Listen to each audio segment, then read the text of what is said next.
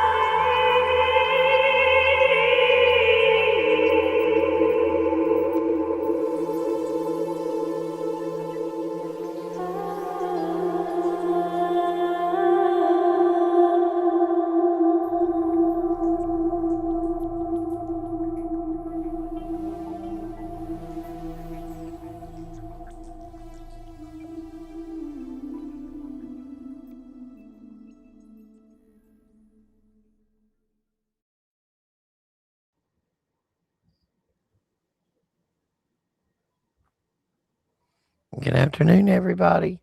Welcome to Children of the Most High with Roxy, Shannon, and our special guest Clayton is here. Shannon is still on mute for some reason. I have no idea. She must be locked up. Hello, Clayton. Hi. Hello. And there's Shannon. You can hear me now, right? We can hear you now. Okay. Hi, everybody. It's me, Soul 7. Shannon. The hostess with the mostest, with the other hostess, with the Roxy files, but she doesn't have up her her Care Bear with the switchblade on there. Just gonna introduce it that way. It's been a long day. Listen, I've spent my day down the science rabbit hole with a 9-year-old who decided to let me know last night she's fully awake. Her question today was that she needed to know the molecular structure of her body, how it worked, what each organ did, what was its process, and what was it related to in nature. That's a lot of questions. That was a lot of questions, especially after she busted out that the Easter Bunny was fake. Well, that is amazing. Smart kid. Just saying. She was just trying to tell her mama, she's like, dinosaurs weren't real. They were dragons. And my daughter, who is not fully awake, looked at my granddaughter and says, you should really stop listening to your nanny. And so she turns around, full bulletproof vest on, going to work. Billy, bad mama bear there, going to work. My granddaughter rolls her eyes and looks at me and leans over and whispers. She says, "And that's the lady that still thinks I think the Easter Bunny is real." She's awake, folks. That's awesome. Well, as Roxy introduced, we have our amazing guest, Clayton. We've had him on once before, but it was kind of hard to hear some of the stuff he was saying. But he's got headphones today and he is clear as a bell. So we are super excited to hear what he has to say. And the subject matter today is a very interesting topic. It's very extensive. We've had a lot of research combined together, along with others that have, posted their stuff that we've researched off of, yada, yada, yada, to get to these conclusions, these theories, mind you. And just when you think things couldn't get any weirder, Yeah. it surely does. And today we're going to talk about how they are trying to turn us into microscopic hadron colliders. As let me get a close up. Maybe. So, Yeah. So how would you like to get into some detail on that, Clayton? Oof. Oh, there's I don't 1,000 have ways. much voice, so I'm not going to pipe in very much. Clayton, when you need a visual, you let me know and I'll do the screen share. Right. And just real quick, I'm just letting you all know, yes, I vape. And I will be vaping on air until I quit. Girl, Which I ain't am nobody trying worried about to, that. Let's get it. but I just wanted to just fair warn you, okay? Nobody judge. We hope you're not offended. If you are, you know are, what I'm door you sorry. came in on. Okay. Sorry about it. But we Okay. love you all. And thank you everybody for being out there. I already see Mike and Miss K and Cash, and I know Big E and all the others will be by. This is kind of a surprise. So surprise. Here we go. Let them have it, Clayton. Okay. Oh. Yeah. Hi, everybody who showed up. That's awesome. I think maybe, I don't know, there's 1,000 ways to come at it. Maybe the thing we were kind of just the tail end of what we were looking at there would possibly be an interesting segue into it. Or maybe we could bring that into it later. I don't know. Well, But if you want, we can start there for a second. We were having a pre-show conversation about a particular place on a map within the United States of America, and a movie, and some people. Shannon and I recently done some studying on particular cities with extreme quantities of notable figures that come through it, with a population of about 60 to 80,000. One of those cities happens to be Racine, Wisconsin, which came upon mine and Shannon's radar a couple of months ago from the residents of the town wanting to know why all of their imagery and iconery had been turned into a beehive. So it made me curious, and today I stumbled into disaster of our making. It is ground zero for that planned event that they locked us in the house for, the tests that were made to test it, the people that engineered it, and it goes all the way back to the 13, to your molecular genetic level. And it's all involved. yeah, That's where we start the conversation. it was quite a, it was like just stumbling into that. I think all three of us kind of just made a couple of pretty strong connections right there in just talking about yeah, some other things we probably can't really get into, but quite revelational for sure. So you had up an image there of that city, and it just reminded me that of some other significance, which is kind of out there, but if you could pull that up again maybe and just sort of zoom in to where you were.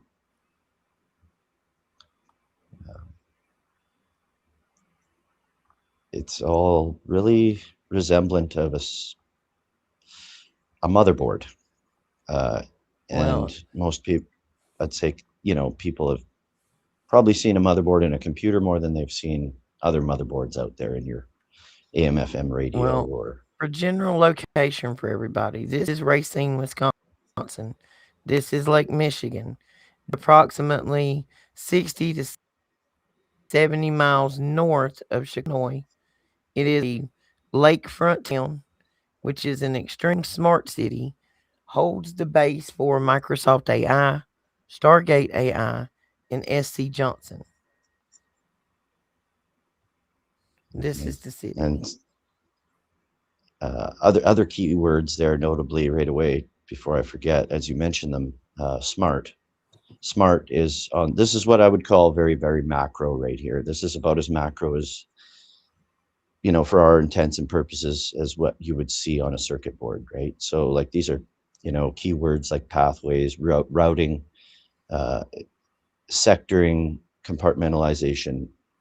This is all based on a hierarchy of control structure and a grid pattern for things I can't even really get into, but I'd have to think about it a little bit more. But SMART is an acronym. It's not what people think. It stands for Smart Monitoring, Analysis, Reporting Technology, which is on the surface what they're going to eventually, they're already telling us they're doing without coming right out and saying how they've put this infrastructure into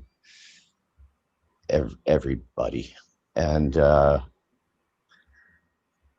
it's just, you go from here, this very, very big macro scale, down into your FM, AM radios, and you have the same kind of layout, the same routing, it's all circuitry. And for lack of a better, explanation, or to go too deep with that, you can just jump down and go into the micro scale, I believe, and see these things occurring as well, because it works and everything's scalar. It's based on, I think, some kind of scalar metric where if you adhere to the same ratio and proportions, the same aspect ratio, the spatial distances, and whatever's going on here with the routing and the networking of all these connecting energy lines and node points, you got capacitors, you got transceivers. Transceiver, something like a receiver, and forget the term, but it's both outgoing and ingoing. So it's, it's for communications both ways. Basically, I think they're converting our bodies into anything and everything that you do see on a circuit board. So the capacitor being your battery, all of our cells are turning into this is gain of function research when they talk about gain of function research. Our cell on a cellular level, you got your mitochondrial functions, which produces energy for the cell and in turn collectively for the entire body and the body's systems. You got all kinds of systems going on, and they're all being hijacked, I believe. And the mitochondria, I believe, is being damaged. The ability to produce energy is being damaged and supplanted with something that's superficial, or superimposed rather, with cesium-137, I believe. And so that's giving energy to the self-assembling nanotech, which is either hydrogel or graphene oxide, or combinations of both of those, or other things, I don't know. Others are doing some really good research on this stuff. A lot of people, more and more, it's pretty much exploding at this point. And you can look at even some of these slides that I sent you there of a team of guys that were recently discovered through M-Power Translations.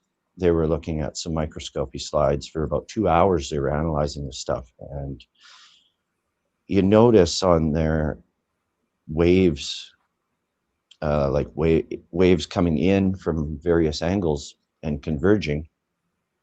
And one of the guys in the video, he came to the realization that he's observing electromagnetic wave energy traveling. These things are producing their own energies and through frequencies. Might I interject one moment? Hmm. When Clayton sent these to me, was it last night? I believe it was last night. Yeah. I had noticed that the the shapes, or this thing that is ejecting this light ball, looks to me like this demon worm, like parasitical entity, and it's like coming out, like this thing is shooting out of its eyeball. I kind of wanted to interject that, because to me, I see a lot of these demons within these things. Like, I can see them. I know that sounds wild, and Mm. like I said, don't judge me, but No, it no. literally looks to me like it is a demonic entity shooting this energy out of its eyeball. So it just can't be good. But I just wanted to interject that. Yeah. Oh, go on, keep going. So no, absolutely, 100%. Now, if you stop on that image right there, Roxy, that I think is what they're basically considering to be a nano wire. And you mentioned something earlier about a string, uh, Nanostring. nano string. So this would be like a vein or something, bringing perhaps energy to these node points, or a routing on the Well, circuit board. Perhaps, I don't really know, but they related to the racine thing is Chris Mason. He's a geneticist. He's a Cornell geneticist, was mhm. educated at Harvard, and is responsible. And I'm still in the, we stumbled upon this earlier, guys. I'm still in the digging stages of who all these people are. I do know that Chris's brother is the mayor of Racine, and he is responsible for many genetic, microgenetic type discoveries, and one of them is called nanostring, and he was a very big part of the COVID test. Just That's very saying. interesting. Yeah. Yeah. So this video is actually, I think it's about 2 hours long. I should have sent you guys the link. I'll do that. I can do that right now, even if you want, if you're able to share it, but or after, whatever. Um, it's pretty lengthy, and it's some of the better stuff I've seen out there in terms of self-assembling, and then or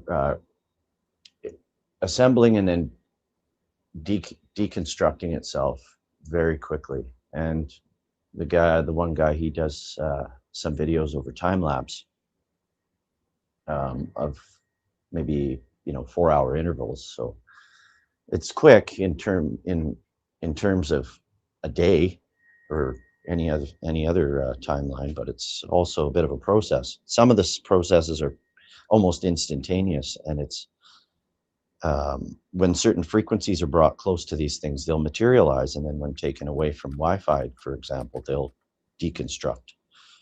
And some would argue, if you could cut your Wi-Fi out and not have exposure for long enough, the stuff will just disintegrate and ultimately pass from the body. But I don't know about that.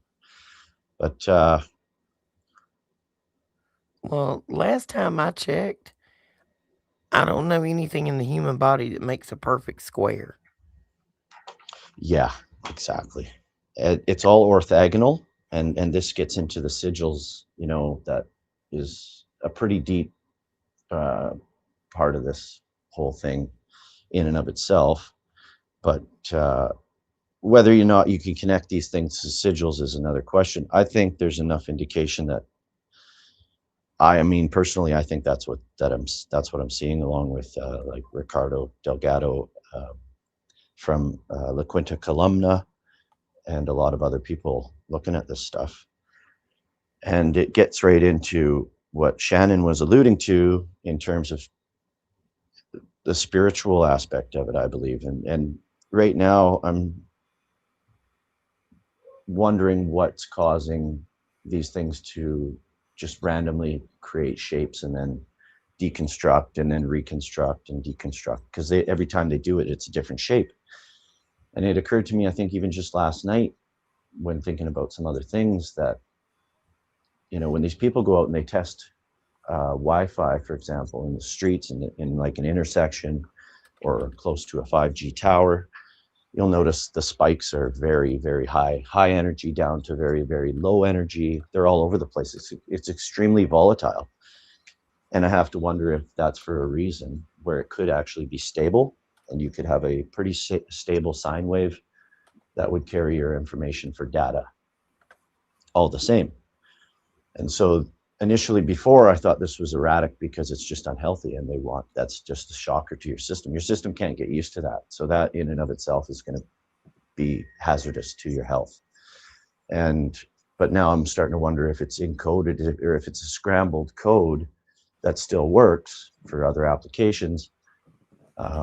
But at some point they'll control that and they'll put out a certain other frequency, which is a spectral signature in certain terms, or, by that application, it's exactly what it is. And a spectral signature is a certain resonance frequency that all matter has. So depending on its molecular makeup, its size and its shape, everything, matter is concentrated energy, right? Under Einstein's so-called law of the law of equivalence, MC squared,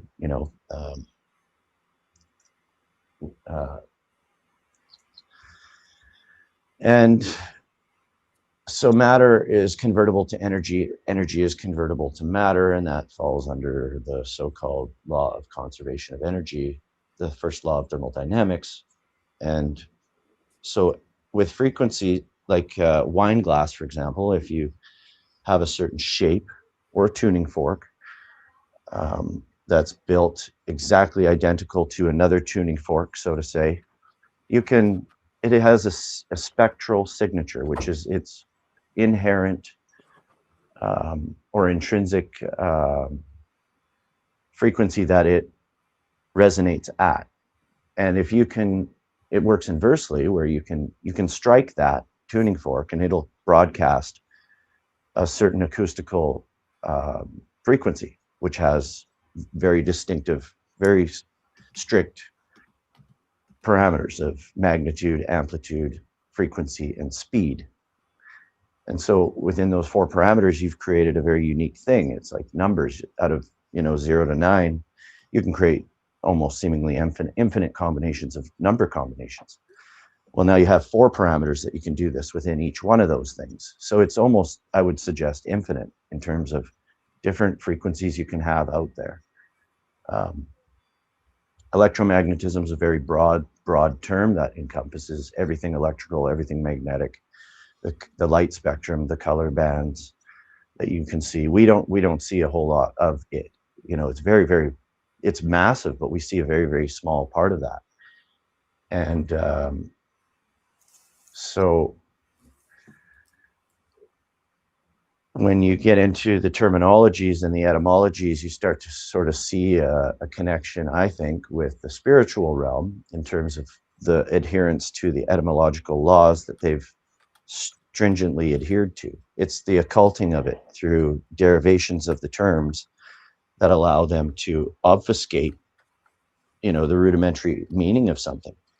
And a lot of the words we use today have a dualistic meaning, or they're applied, they take it from this definition of, school of definitions or whatever, and they apply it to this science, which is, again, all of our sciences come from the 7 sacred sciences of the Kabbalah.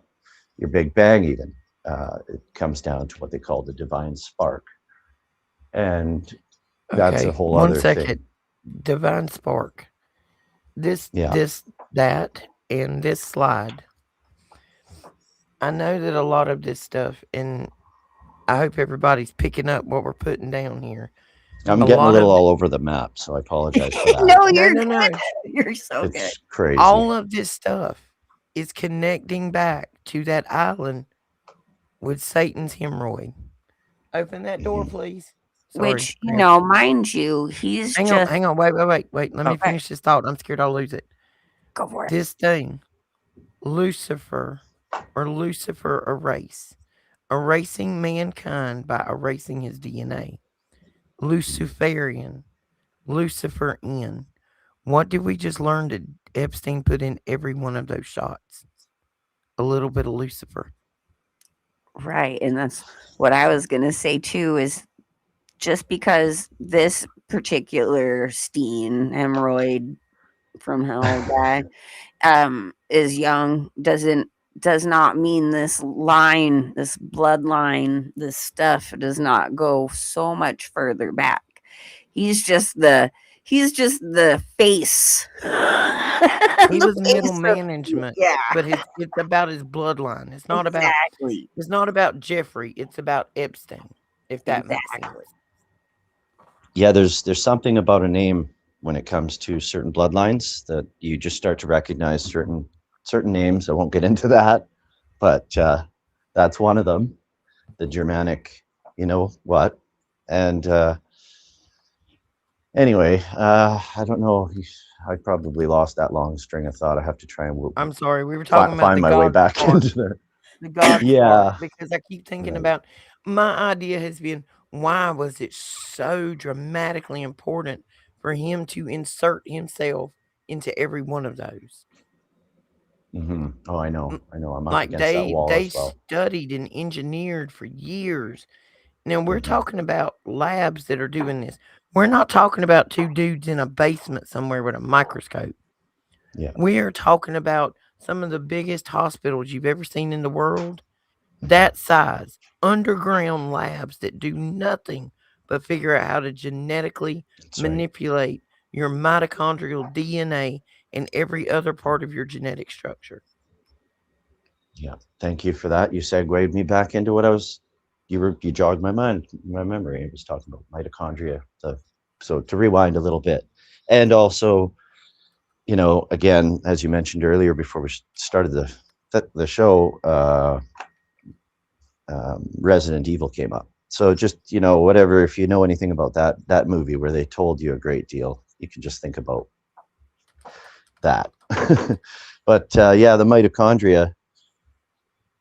I think that so like the heavy metals, the whole, I don't know, hadron. I have to look up that term hadron because that is an ancient term, I think, as well.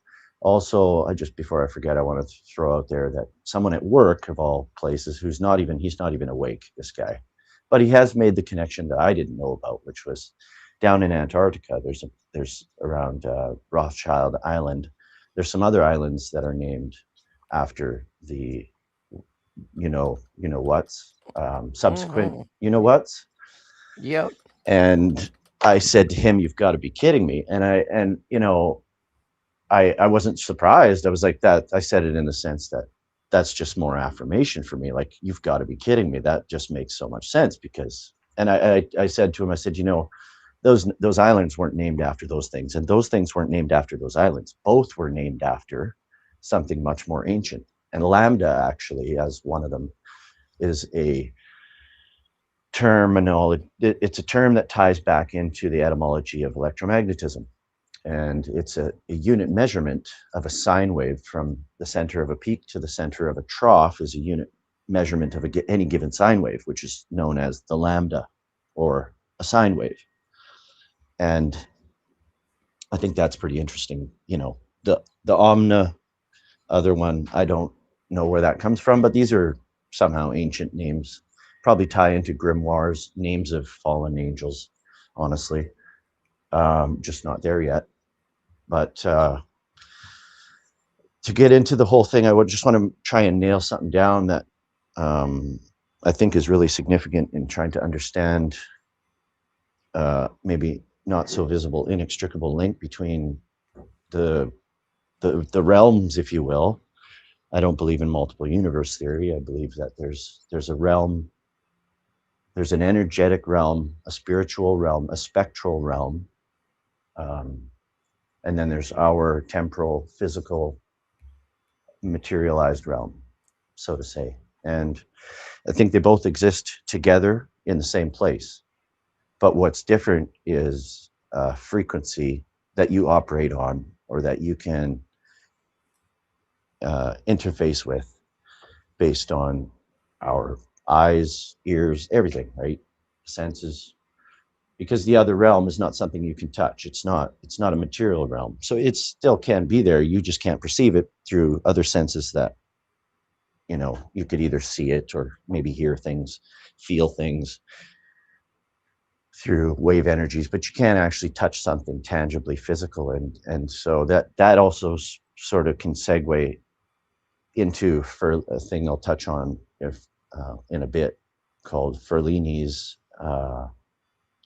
magnetic barrier, or the zero approach point, or the zero or the void, even is what they call it. So that's where, if you can create enough convergent multiple fields of electromagnetism at a central point, and this is where I also think they get the term singularity. They hint at it, they don't tell us, but I think this is where it makes sense to me.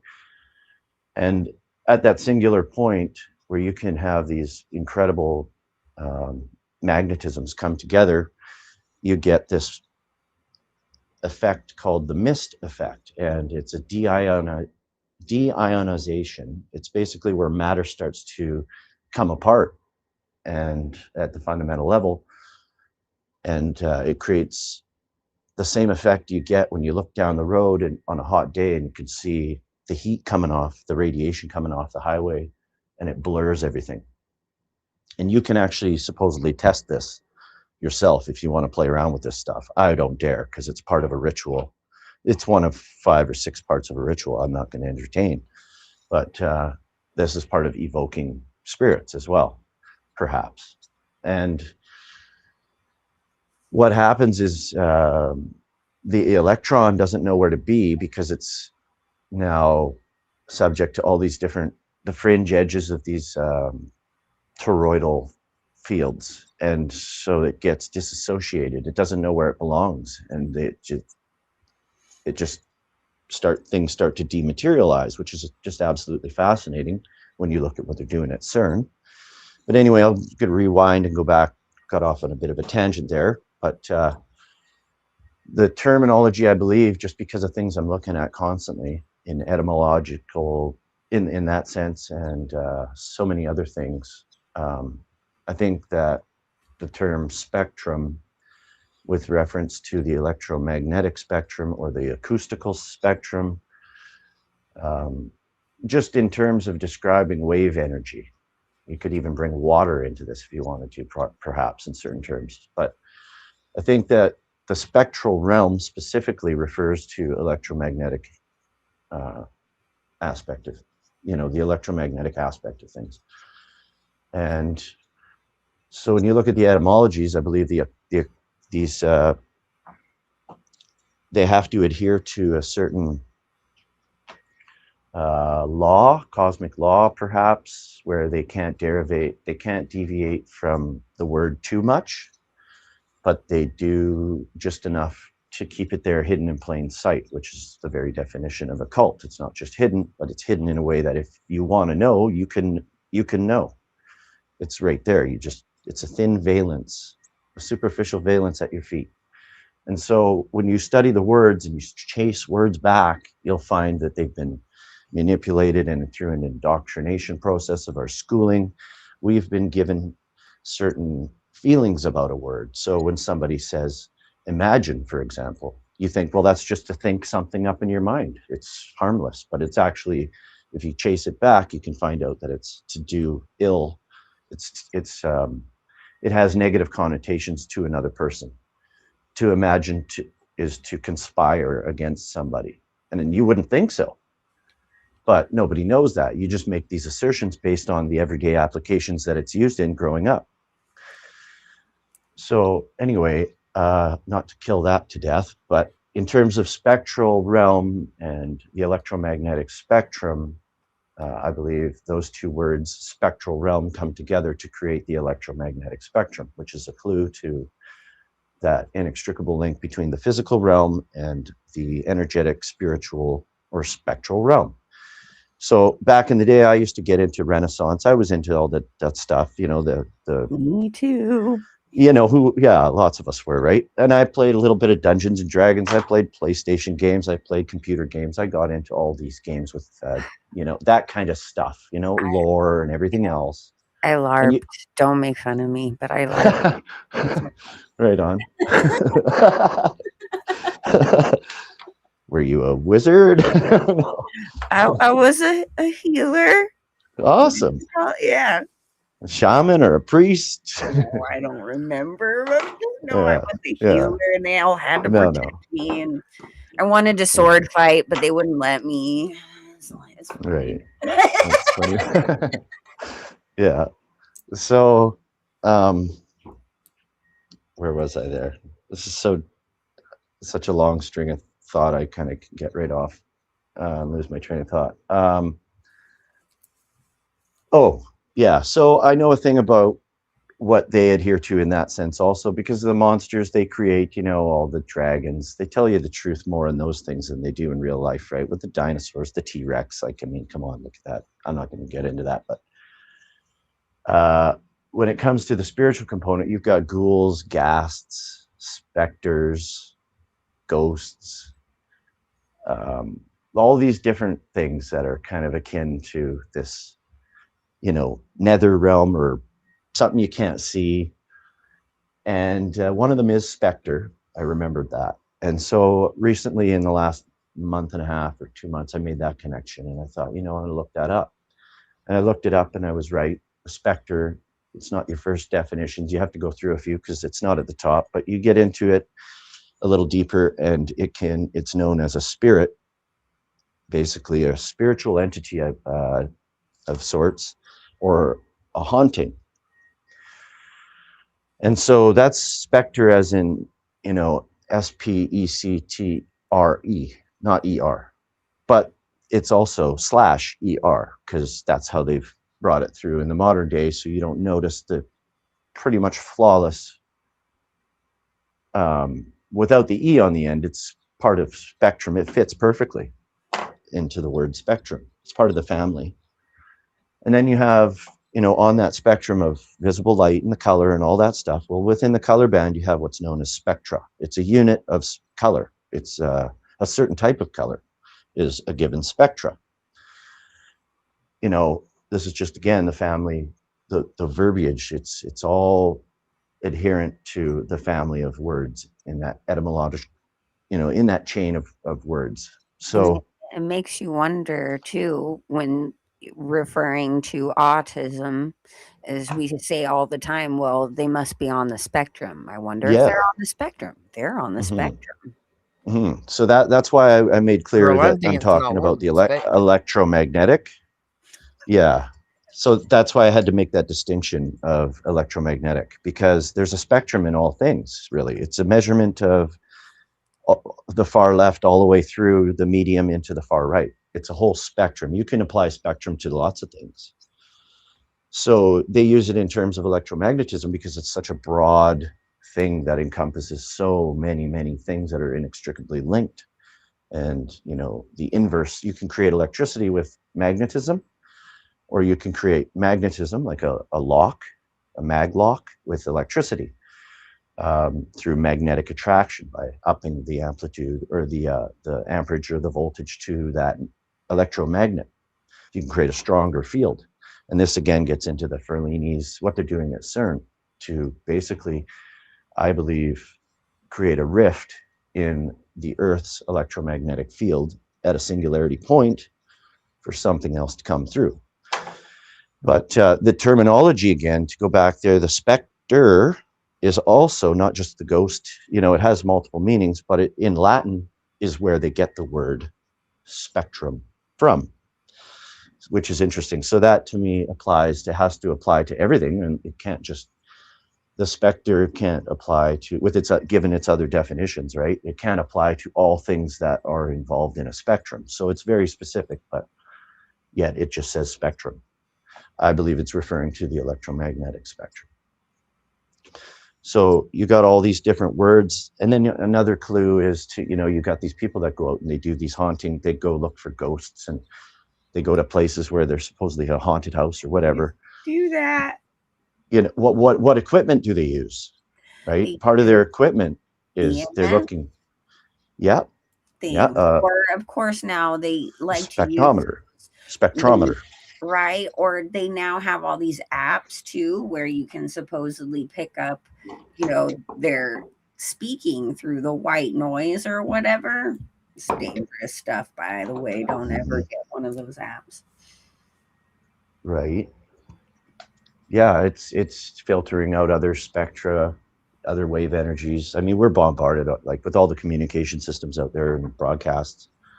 It's amazing thing. It's incredible how resilient the human body is.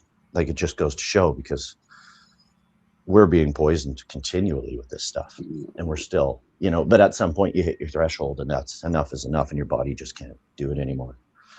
But so in perspective of how they're really trying to create that within us and what that purpose might be, what, because we are aware of a lot of the stuff that's been put in this, and what you're saying, of course, with all this electromagnetic stuff, you could see the waves even within just under a microscope.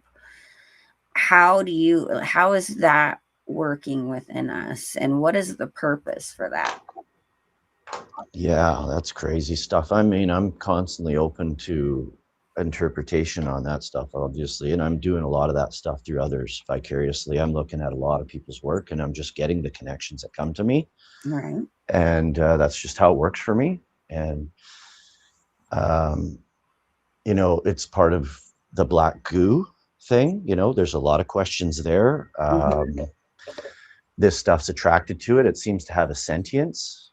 There's certain words that have been spoken by certain people in history, like Anton LaVey and largely Aleister Crowley, who was deep into this stuff as well. You got to think the Steins and all these other, the Gateses, and they all come from that. That was before them, but they're all into the same stuff. And one of the things that's always stood out to me, or it just keeps coming back to me, is something I believe Crowley said, or it might have been Anton LaVey, I don't know. But it was the seething energies of Lucifer. And so when I see these things like Morgellons moving around on their own accord and being attracted, if you put your finger towards it, it reaches out to meet your finger. To me, that again is the realm of electromagnetic, positive ions, ionic charges, opposites attracting. This is the secret stuff of our realm, which is told to us in terms of things like gravity. I don't know. I think eventually gravity will be able to be solved by electromagnetism. I don't know how, but I just think Well, they lie. They lie about a lot of I stuff. think the Earth is a magnet, and it's what's holding us to it. Absolutely. Your Absolutely. frequency, Yeah. your charge is how much pull this big old magnet that we riding around on has on you. Yeah. And going outside barefooted on the earth, grounding yourself, equalizes you back out to where you're supposed to be. It's what the Schumann resonance is. It's the electronic magnetic pulse is supposed to keep us and everything here in rhythm. Mm-hmm. So I know that you've talked about before, like the Merkaba idea, where the whole idea in the Kabbalistic teachings is they want everyone to be in this field, this Merkaba field. Could you explain that a little bit? Because I feel like this has a something to do with what they're trying to create magnetically within us, right? And how that connects to the Starlink and CERN in itself. I can only say so much in terms of the Merkaba specifically. I haven't researched that one out too much, but in the other terms that you mention it in, it's part of the witchcraft. It's part of the craft. Their religion is to bring the esoteric to the exoteric, which is to make the ignorant somewhat learned. Their victims, they want their victims to be in a heightened state of fear, anxiety. This can get into concepts about loosh. Again, this is the other realm. This is entities on the other, right there beside you, harvesting certain other energies coming off of you. Monsters Incorporated. you know, you could go just deep into this. I mean, I could just speculate for hours on this. I could, like, the energies, you could create links to show it and indicate like there's truth in it. Energy, your physical energy, when you get extreme anxiety, you'll feel the blood leave your face. You will feel something you have no control over in your body, but you'll feel it happening. You'll go pale. Someone will look at you and be like, dude, you look white as a ghost. And you're thinking, yeah, I'm just realized I was told yesterday I got cancer. Like that, there's a link between your innate functions and in terms of like emotions, you know, and your physiology. So if you're stressed all the time, your body's going to release lots of cortisol, and that's going to have negative implications on your physical body. So like there's a lot of ways to give weight to the idea that this whole loosh concept could be real, where you have spiritual entities that are right there in a different shade of a different electromagnetic parameters, just off a shade off of being visible, but they're right there. This is, you know, your belief in the spiritual realm, whether you believe that or not, but they could be sitting there harvesting your fear. And I do believe there is something to that. I don't think that hundreds of thousands of people are saying this, and occult teachings teach this through grimoires, magic books. This is what they firmly believe in. And recently I've been getting a little bit into that stuff, and it's terrifying. Right. But, well, I know that the Merkaba is considered the chariot. right, the chariot of Ezekiel. Right. So this is the Kabbalist belief. Thank you for making that memory, because that connection just afforded me to realize that I actually can speak on that. So that's part of, you know, what they hope to see is third Enoch, I believe, is who, well, Metatron is based on Enoch. And this is where I think they're lying to each other.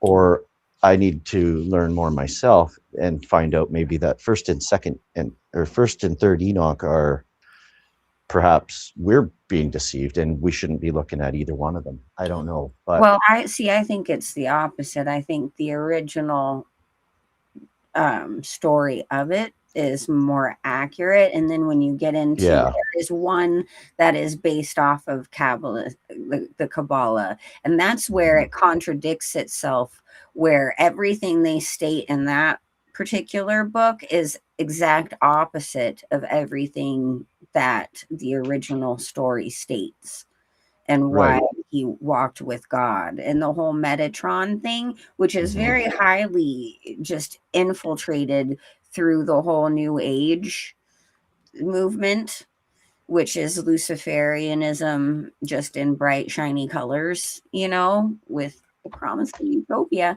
But, you know, you're right. Metatron's a name, I believe, that's been given to sort of obfuscate away from Enoch. Right. They believe that third Enoch, it might be that their Messiah, I think, is third Enoch. So, you know, there is deception in the one book specifically, but the origin of that story is 100% true. It's just like in King Solomon's story. There is a lot that has been pushed into the Kabbalistic sense and misdirected in what the actual truth is behind the whole purpose of God behind that, or as I should say, the Most High. We're trying to curb our etymology as we're learning. Not all these words work, but I didn't mean to interrupt. I know I didn't want to stop your thought process, but No, it's fine. I'm with you on there's deception in there. It's just one. And how can you tell? It's the contradictions, you know? Well, what's interesting is, I mean, you can get this from people doing research about them and what they believe and this and that and the other, or you can actually just go to the horse's mouth if you want and go to their classes. Yeah. And so I've kind of done a little bit of that as much as I can stand it. And I've listened, there's one guy, Ephraim, which is an interesting, you know, name in and of itself, but Plavnov, Ephraim Plavnov, I think is his name. And he teaches Kabbalah and a lot of this stuff. And I'm listening to this and I'm like, wait a minute, you're talking about Enoch as one guy. Like, evil Enoch is being the same guy as the one who walked with God. Right. And so that just threw me right off, you know, because there's also the Enoch who is the son of Cain. well, that's third Enoch. That's who I'm referring to, the evil Enoch. Exactly. The one who built the land of Nod. Right. And I only know so much about that because I've refused to look at it. I don't know why, but recently I'm like, you know what? I'm going to just start looking at this stuff because there's not with any intent, of course. That's I don't encourage everybody to just jump out there and start looking at the stuff I'm looking at because I know that I can't get swayed by it, but I don't know that for everyone else. I think is their plan. Part of them wanting to bring the esoteric to the exoteric is to suck a lot of people in.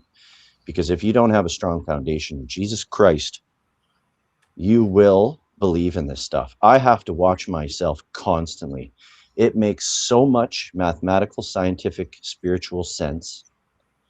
You know, when you start looking at the diagrams, this is ancient. This is where all our science comes from. And if you can believe our science, well, then you should probably look deeper and see how they give you the other half, you know, to the occultists and the.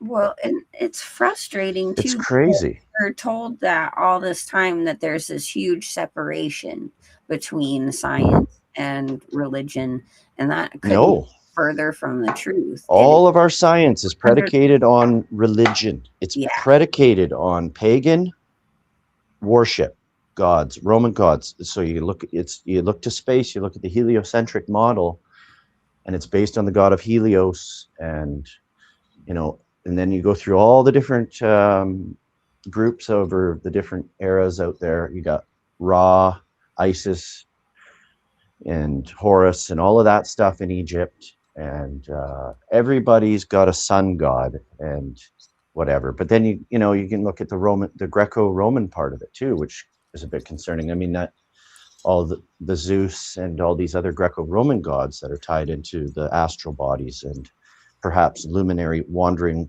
luminaries. Well, remember the fall of Egypt ended with Roman infiltration within, you know, with Cleopatra and that whole thing, and Mark Antony. So, you know, they had been integrated that last, you know, several, if not like 1,000 years, like supposedly a long period of time of reign. There was huge conglomeration of the Roman and Egyptian empire. Yeah, no, it goes into everything. Gets into psychology, you know, and everything I'm looking at. Parasitic mind control parasites. You know, that's a whole other thing I could talk about for hours. Is just demons and show how they're linked to parasites and how that, you know. Yeah, and how, you know, demonic possession or demonic influence is like there's links to schizophrenia. We talked about that a bit. And you can go deep right into that. All kinds of human conditions, and it's all based on the spiritual having weight over you because of spiritual contracts, which comes, in my belief, from our sin nature and what we've been born into. To exist in this world, you have to comply with so many things that this whole, again, pagan model. So because everything is predicated on this, you can't actually exist in the system by going against the grain 100%. You have to make concessions here, there, everywhere. When you sign a contract, when you're signing, that to me is a spiritual thing of acknowledgement and agreement. You're offering your signature, but I believe in spiritual contract as well. And when you enter into that, part of that is sigil magic. And by signing your name that has been given to you upon birth, there is spiritual meaning in that. I don't understand it, but looking at all this sigil stuff and the uniqueness in these ARS Goetia sigils, for example, the 72 dukes, kings, princes, marquises, and then all their infernal legions, it just goes, you know, into the circuit board and the similitude with that, and how to invoke these things, these demons, you'd use Gregorian chants. So this goes back again into the temples. I don't believe everybody's intuitively jumping to this Tartarian millennial reign approach with respect to these giant cathedrals that have absolute beautiful architecture that can't be done in the same way and last so many hundreds of years or more with the concrete we even use today. Like it's crazy, and nobody can replicate these things. And if you look at them, like Ricardo, he's gone into this a bit, and that goes back to the golden ratio. Now think about that word golden, right? This is the golden age.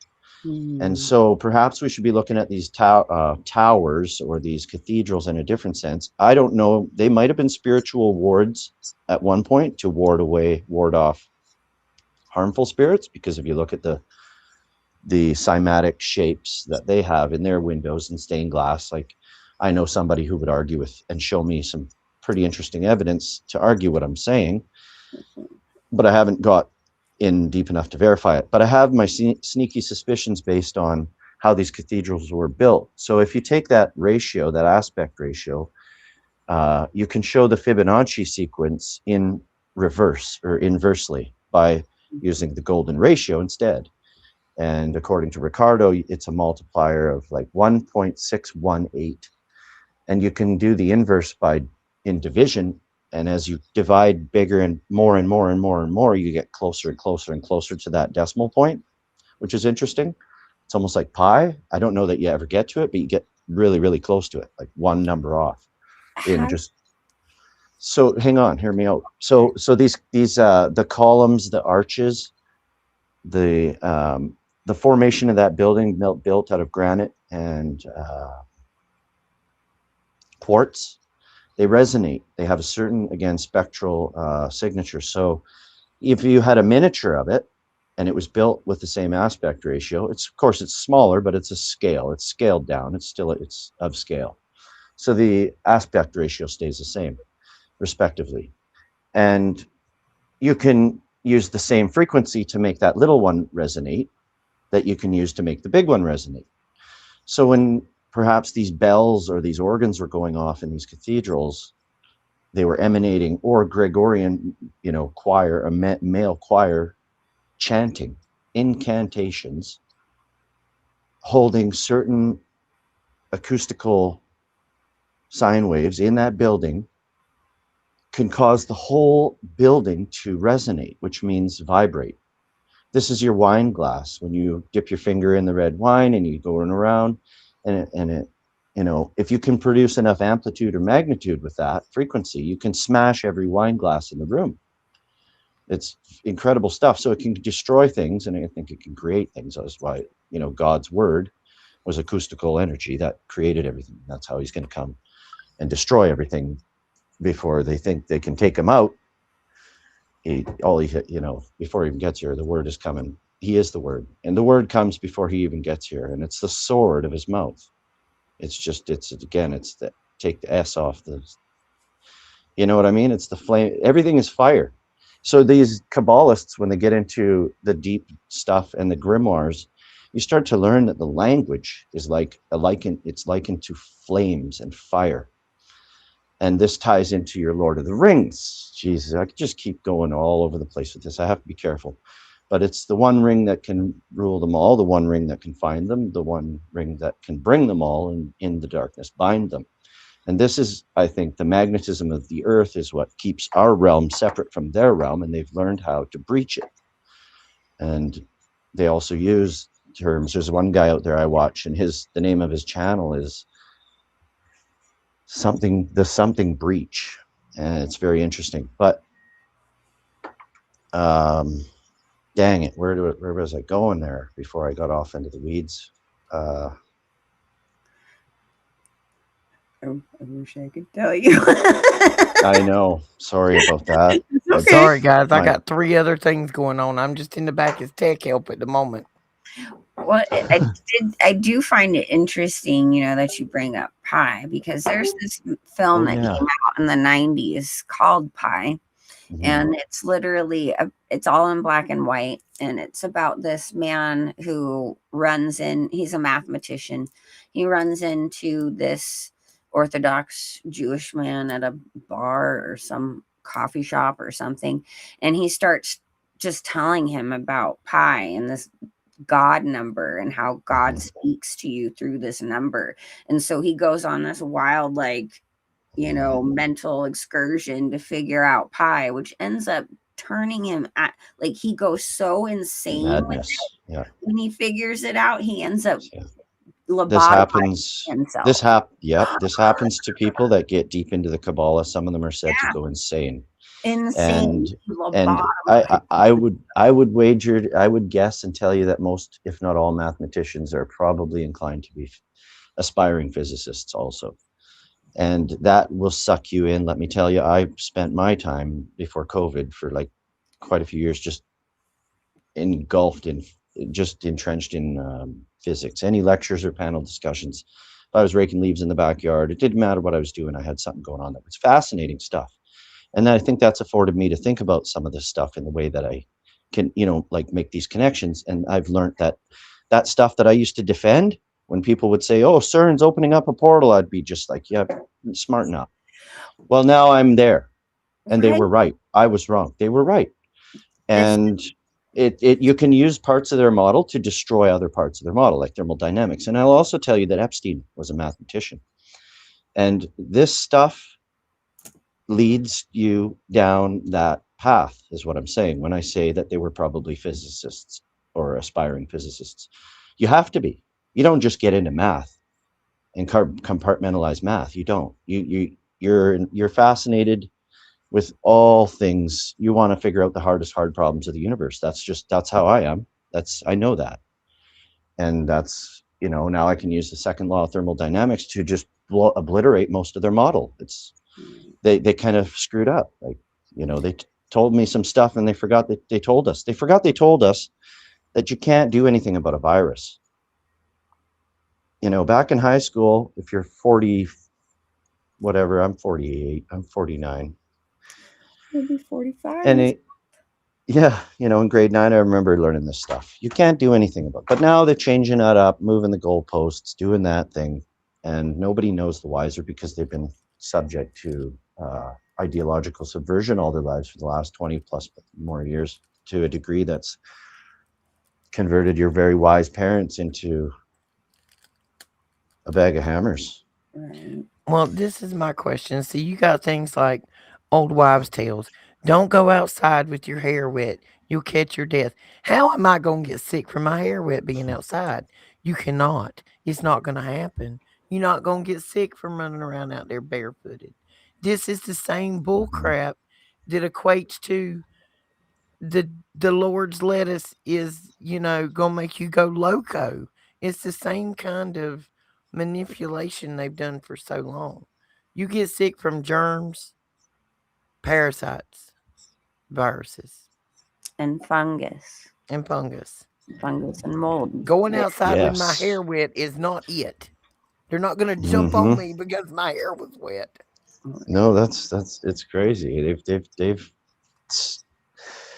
got us forgetting the things that work, the simple things. Like, I think maybe an anti-parasitic you should be trying to do is a lye, a formation of lye. They used to treat the cows. I want to find an old timer to confirm what they learned on the farm about using lye as an anti-parasitic, because I think that's probably likely the best, safest thing, if it isn't full of we did have nano. a farm consultant at one time, but our farm consultant is no longer with us. But that parasite information from the farm led us to polio. Because back in the day this is where that rabbit hole I'll give you the highlights of the string. Back in the day, farmers did not have tanks. We're talking about 1800s, whatever, 1900s, trying to treat cattle. You got farmers in a field. They didn't have tanks and vats and baths and water pumps. So they would take a ditch and block it off, put the chemical, the lye, the whatever they were using in the ditch. And then the farmer would walk the cow through the ditch and it would absorb on their skin, in their hide. They walked them through it. Well, Then there was an extreme uh, uptick in polio, which they tried to blame on polio. It wasn't polio, it was misdiagnosed overexposure in the farming community to the chemicals. They were you got 100 cows, you walk through it 100 times. You're the Oh yeah, third of the that's size of a cow. So yeah, you triple dosed yourself with every cow you sent through. It just yeah, wasn't good math on chemical exposure to the people, and it started giving them symptoms, and a lot of it got misdiagnosed as polio. Not that there wasn't polio, but it was misdiagnosed. A great quantity of the polio diagnosis that we got back then was from that chemical interesting. exposure. It could have been done in a better way, and it probably Yeah, would have worked yeah, fine. It was yeah, the application of the product that was the health risk, the exposure yeah, problem. yeah. It's repeat exposure like that, uncontrolled repeat exposure. If you're walking through it untold times, yeah.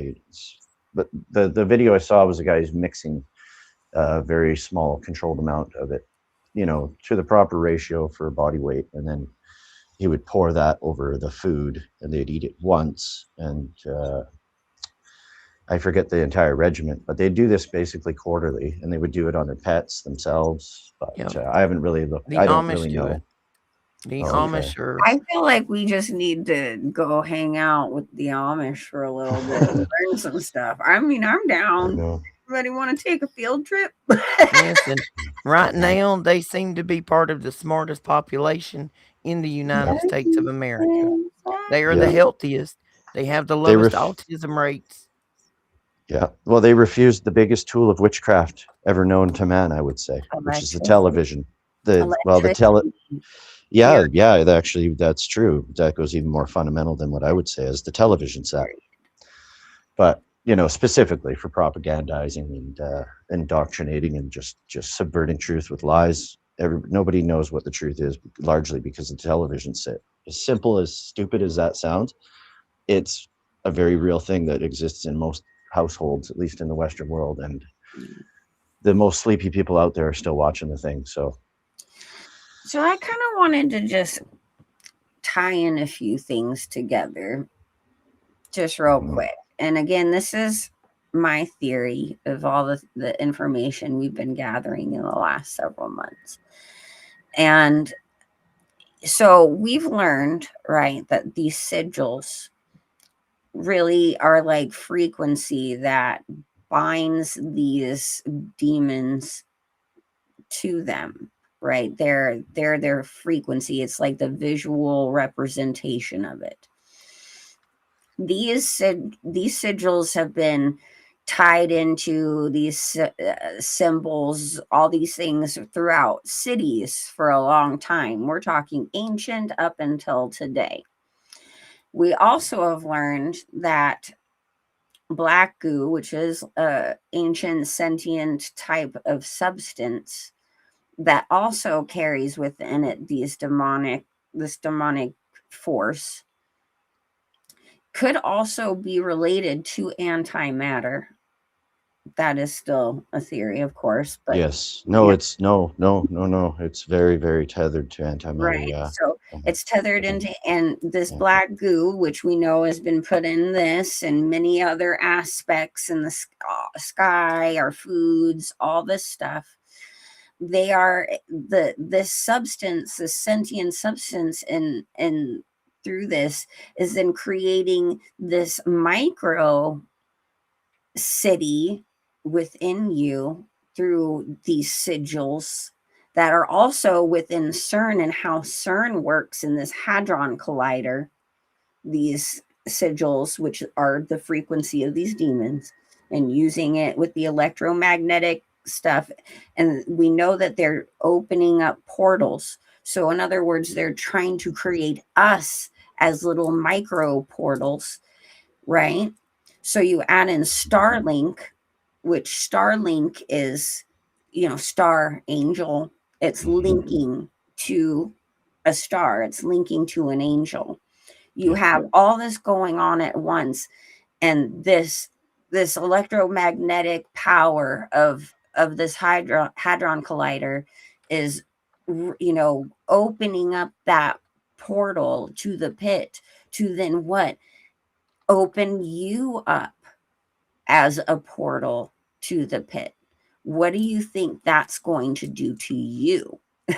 You know what I'm That saying? was awesome, Shannon. That was very, very good, bringing many points together. Thank you. Like, just so the Yeah, audience can kind of grasp like yeah, where we're all going with this. yeah. I know. It's such a broad thing. Eh?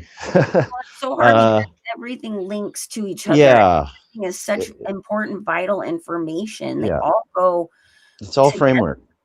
Yeah. So So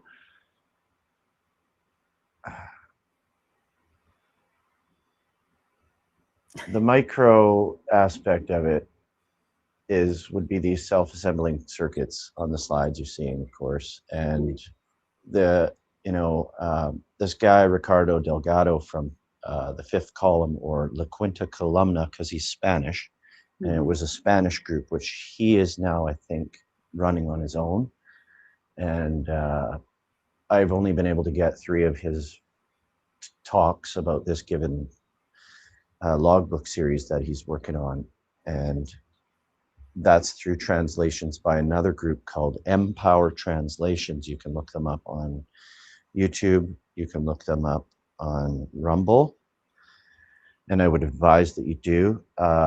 There's video number 8 that can be found in English. There's video number 11, and then there's 12. Those 3 I've listened to probably 15 to upwards of 20 times already, each one of them, because every time I do, I extrapolate more connections from them. They're so extensive. And I think he's largely on the right path.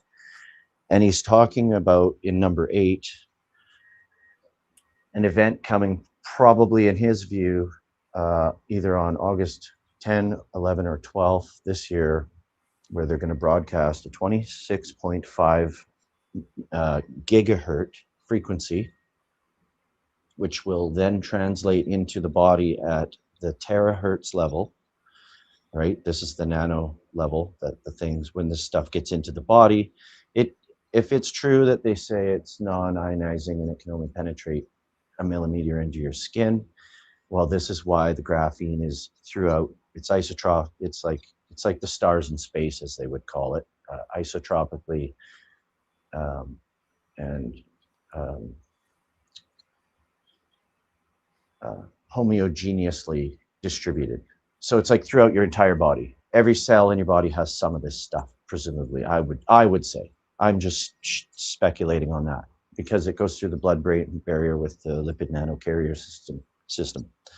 All the fat capsules that are, small enough to get through and slippery enough to slide through, whatever.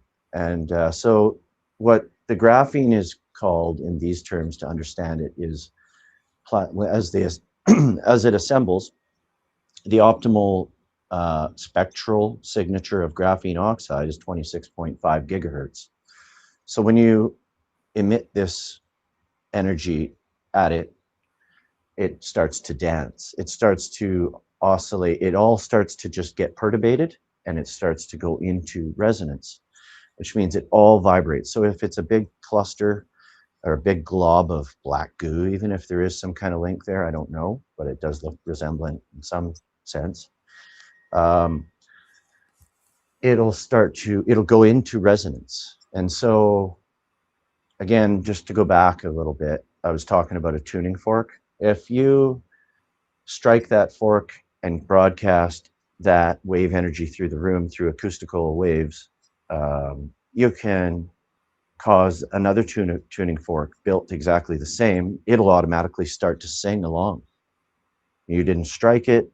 It's just, that's called sympathetic resonance. It's sympathize. It's an interesting term, because it's, again, here we go with the etymology and what you would assert.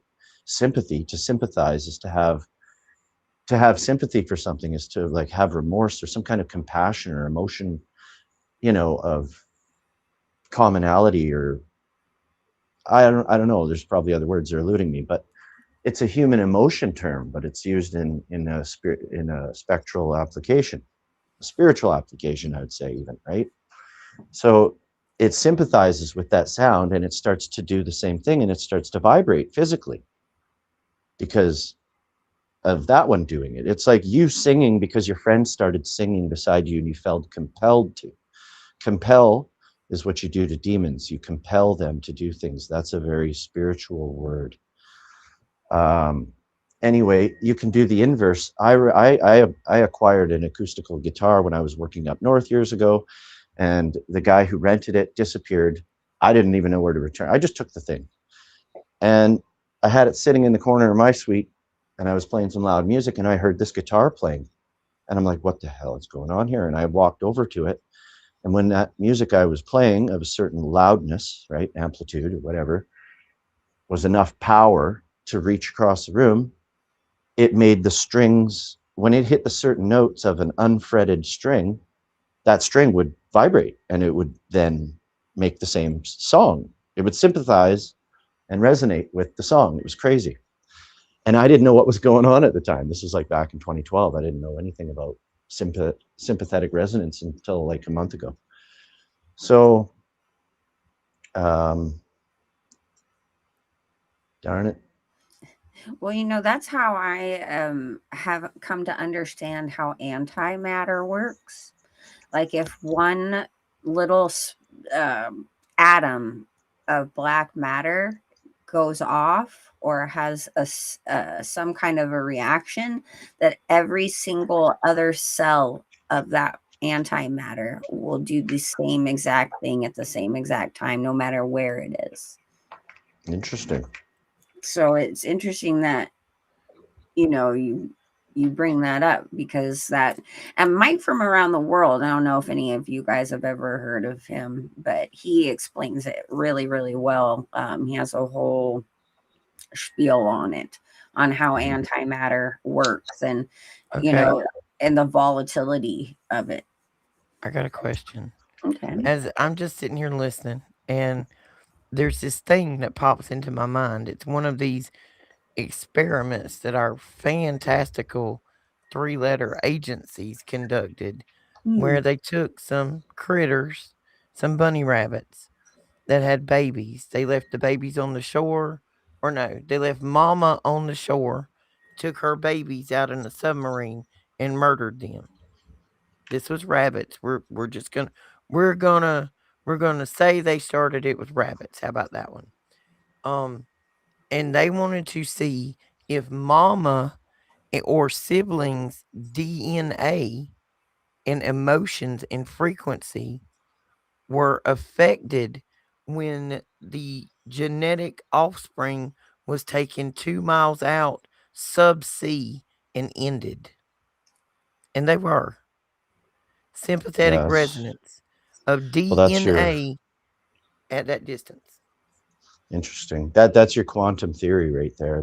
That's describing the dual slit experiment or the wave equation, the duality, collapsing the wave function and having a sister particle on the other side of the universe. And You already they know the outcome because if you know this and about this one, you automatically know that about that one, which makes information travel faster than the speed of light. well, And and that's the this gist of that part of it. on the human level of that, you've heard many people say many times a mother, if her child dies, or if the child's mother dies, there seems to be this physical, emotional, conscious death of something. You know something's not right, something's missing. When a Yeah. mother grows a baby, has a baby, a piece of that child's genetic structure is left forever in the mother's brain. The mother is forever in the child. Now, just FYI, ladies, this is why you don't want a bunch of baby daddies, because that baby daddy DNA is left in there with your baby too. And a bunch of them baby daddies will cause you to go a little cray cray. Just saying. Look at women with lots and lots of baby daddies. They're a little cray cray. Just saying. They can't help it. Yeah. It's foreign DNA. It's like being a heroin addict to 7 brands of heroin if you got 7 different baby daddies. Your brain is constantly seeking another person's DNA, their sweat, their slava, their other body fluids that come in contact with each other during a wrestling session. That's the way we're gonna put that. There we go. Yeah. During a No, that's wrestling true. session. That's true.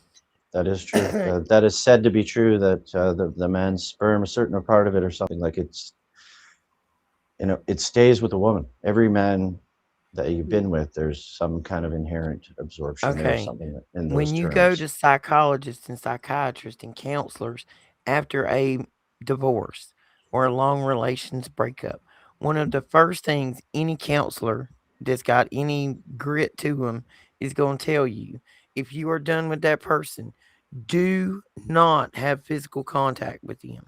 Don't shake Yeah, hands, don't hug, don't kiss, don't be doing the mambo number 5 on the side because you're lonely. Your body yeah. has to break that heroin type of addiction for that other person's DNA, because Interesting. your person associates that person's DNA with oxytocin, serotonin, and dopamine. That's your Right. person, your friend, your happy place, your wrestling partner. When you be That's wrestling, you be having fun. You put off a lot of oxytocin, serotonin, and dopamine. The right. other person is heroin. If you want to break a relationship, you got to break the addiction. That's Yeah. on a molecular, biological And sense. an emotional sense too. It should tether sort of a spiritual sense into the emotional side of things, which is like a huge conversation too. But I've had that one. Oh, It's absolutely. cr- it's Well, it's a deep one for sure. That's a and very this good points. this can go into even another sidebar on this subject matter. Like Yep. when you hear about the mythology about Set, right? And what was it? Set and Horus? I'm not sure, but ISIS, maybe. the I don't know. I'm not no, confused. there was a moment where they're battling. Set's trying to be like, I'm the main god of all in the storyline. And the other guy is like, well, fine. You can have rule, but I want half of your power. So then Set then does the mambo with the other guy so he can gain his strength and power. Even in the Quran, the Quran, you guys, Muhammad, he ends up with 150 big Nubian dudes to gain their power and strength and is ridden all night. It literally says that Wow. to gain the power of these men. Now you're talking So, about Typhon, the yeah, tunnels of Typhon. you're so when the Most High is saying not to partake in an man upon Hmm. man, it is because you are literally giving and exchanging said power and strength through these things. It's not a good thing. It's not a good Yeah, thing. spiritual contracting. Yeah, it's crazy. That's the spiritual So contracting. just thought I'd bring that one Hmm. up. Not to be And graphic, but no, it those are has really interesting points, a actually. That spiritual tie that people don't think about. and that tethers right into the occult and their degrees of initiation and everything else, and what they really Exactly. truly to aspire in and ascend through, and all this. It's crazy. It's Kabbalistic probably wise, you guys, just so you know, one of the most powerful ways that they believe that they connect to God is through a young boy in that yeah, act. So a that high should intellect, tell you. capable of much fear because he's smart enough to know imagine how incredibly horrible this is. The smarter you are, the more subject you are to your own mind. So it's you just think about it at depths that most Mm, people maybe like. It's torture. right. And this But is why the bathhouses were a thing in Greek and Roman times. And, you energy know, harvesting, it's it's energy it's the harvesting. loosh of it, Mhm. and I do believe that is a thing that we should talk about While, another time, because it gets into while, the vampires and everything right. else. But While embodying demons within that child. You see, mhm, it's a They're not just stealing from them, they are possessing them through that act. Yeah, and it's chemistry. This is alchemy. Right. This is like necromancy. Alchemy gets tethered in it. It's so dark and ugly. Like the chemical concoction that's produced in the child is what they're after, and it's a drug. This is sorceries, right? This is part of your pharmakia, that the drugs, witchcraft, sorcery, magic, mental manipulation of any kind, I would also say, ties into that. It doesn't fall under the classical definitions, but that's the sorcery part of it. Is the alchemy is huge to these ones. This is transmutation. This is creating. This is chemistry comes from this. This is that sacred science where chemistry comes from, and turning base metals into gold, creating something that doesn't already exist in certain terms and something else. You can. It's the this is liquid crystal. This is actually segues into what I would swing it around and bring this into the micro hadrons this way, and because it segues in really good. It's the chemical side of it all, the chemistry that ties everything into the subatomic through acids,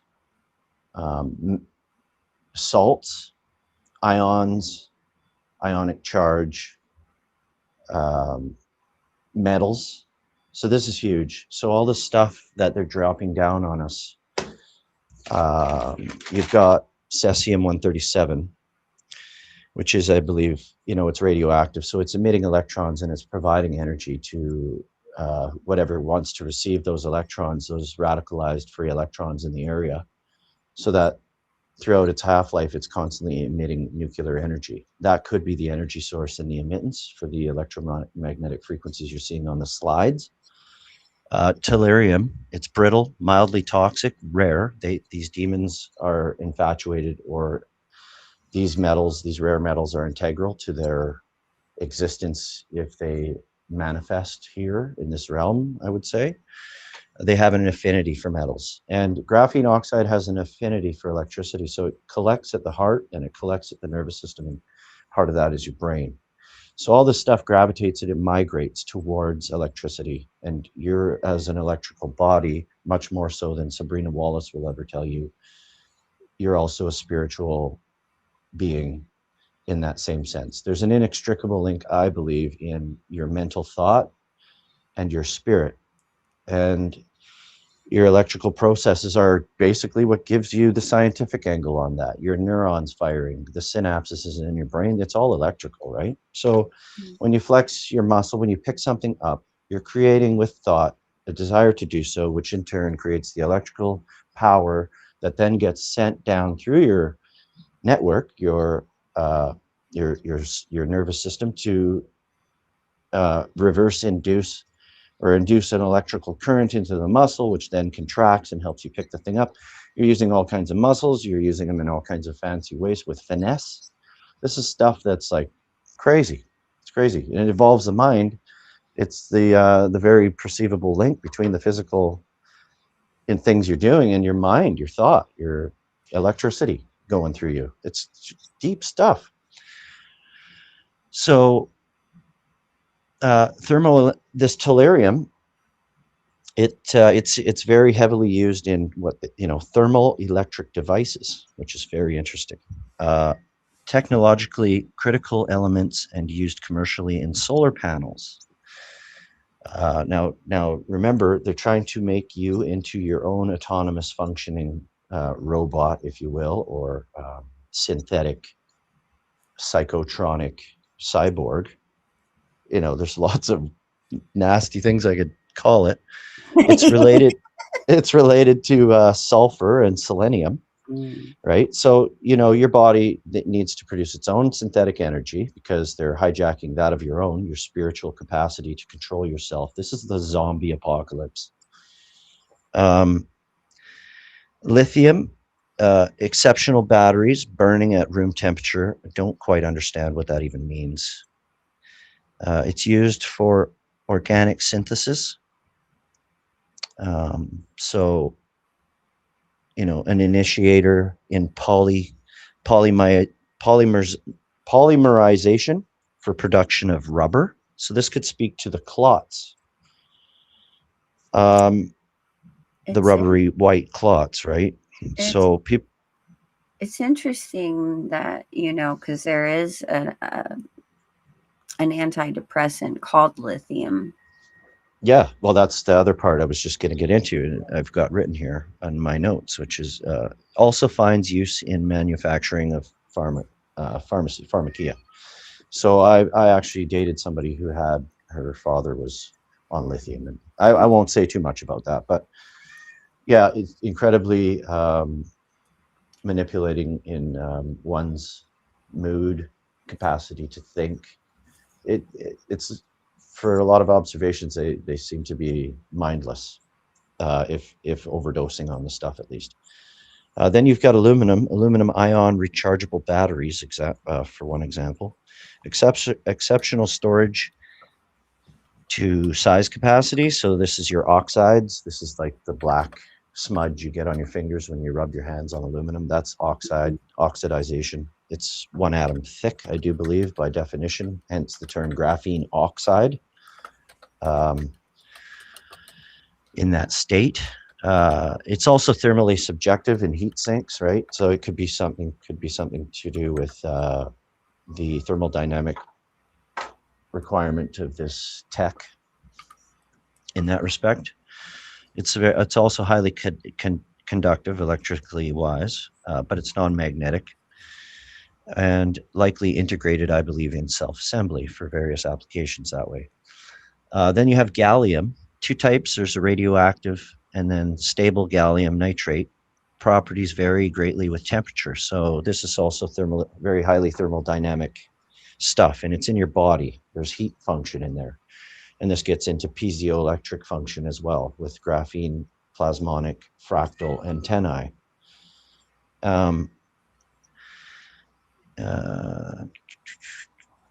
It's resistant to mineral acids, forming an oxide layer protecting, the insides of it. And 95% of its total production is used to make semiconductors, which we are naturally speaking, but even more so as per their gain of function. We're becoming superconductors without the extreme cold. Among being capacitors and transistors and everything else, antennae. Didn't get into the strontium or the iron oxide too much, but iron oxide's another one in there. And my friend of mine, Raylene, her and I have discussed this. She's looked into that one quite a bit. I just don't recall what she found, but something I brought up to her was a possibility of rust, but which wouldn't be a good thing in the body, though. So I don't know if it has rust is even a thing really to mention. But then you've got the graphene oxide, and you've got other things. But this is the stuff in your chemtrails, which is what I call an enrichment saturation phase that we're in, where they're raining this stuff down to constantly build it up to a certain concentration of efficacy. So the more of this stuff that you have in your body, the closer it is together because of abundance. And that's just how that's going to go if it's distributed evenly through the body. And then that gets into everything you consume is just everything. At this point, anything and everything they can put it in, and they're researching this out all day, every day. So very little food is left. I wouldn't even be taking supplements or detoxes at this point, unless they're natural herbs. Okay, I'm about to lose his voice. Oh no. I'm sorry. I wanted to bring in, takes us right back to Racine, Wisconsin. S.C. Johnson is the one that makes your shampoo, your soap, your pharma, your all sorts of things. If these are the people that are trying to genetically hybridize or manipulate us. Oh, that was lightning. I'm fixing to have to go, y'all. But it was close. But Dr. Bronner's soap, guys. Dr. Bronner's soap. It's safe. If these are the people that are in charge of the umbrella corporation, so to speak, and are trying to genetically manipulate us, we're responsible for possibly ground zero of that, everybody stay at home for 6 months. They're formulating your lotion, your shampoo, your deodorant. Go look at how many products SC Johnson has. And if Mhm. you don't, which I assume most of our audience already understands, the transdermal absorption of chemicals and how small those chemicals can be and be absorbed transdermally and then become part of your genetic material. Yeah. Like the forever chemicals. Yeah. Yeah. That's what's Yeah. in And light.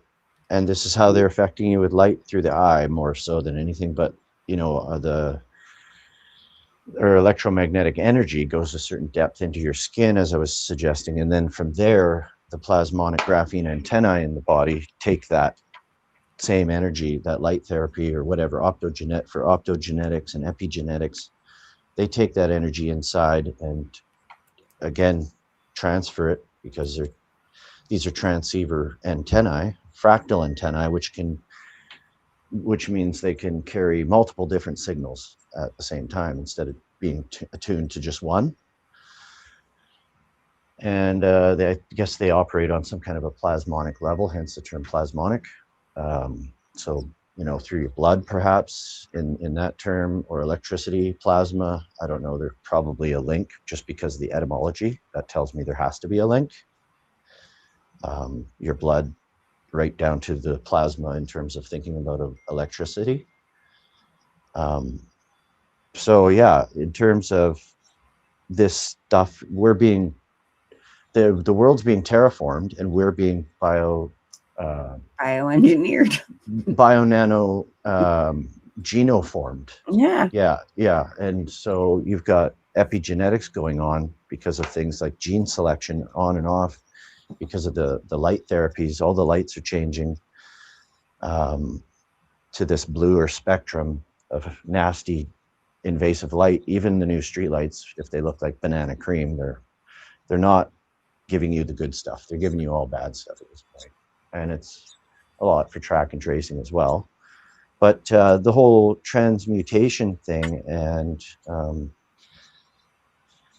alchemical thing, this gets into that self-assembly of the nanotech, and what's going on with all of that supposedly is come this day when they emit this 26.5 gigahertz frequency, unless you're under 10 feet of earth in a bunker or a really good Faraday cage, if you're carrying certain proponents or elements in that equation from the you-know-whats, or otherwise food, drink, air, at that point, I don't know. I'm worried that we're all subject to this at this point. Well, I'd like and just go ahead. I don't want to lose this train of thought because it's kind of deep and hard to hold.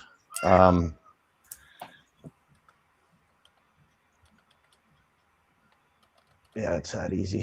One sec. My cat's meowing at me. He's driving me nuts today. I know how that is. All right. Well, while we have a break, I got to go, guys. I got a bad lightning storm about to hit right on top of me. No. Well, I'll be praying for you, Roxy. Yeah.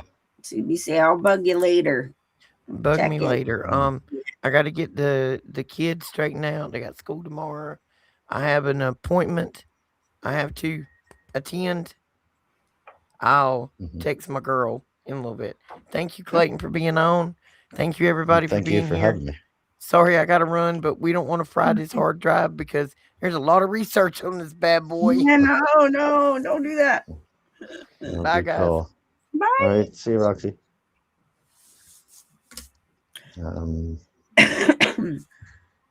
Yeah, so this signal supposedly causes graphene to go into resonance, but to me that only says so much. That says it's now ready to be moldable, but I could be wrong. That there's something else that tells me it, that has to come into this.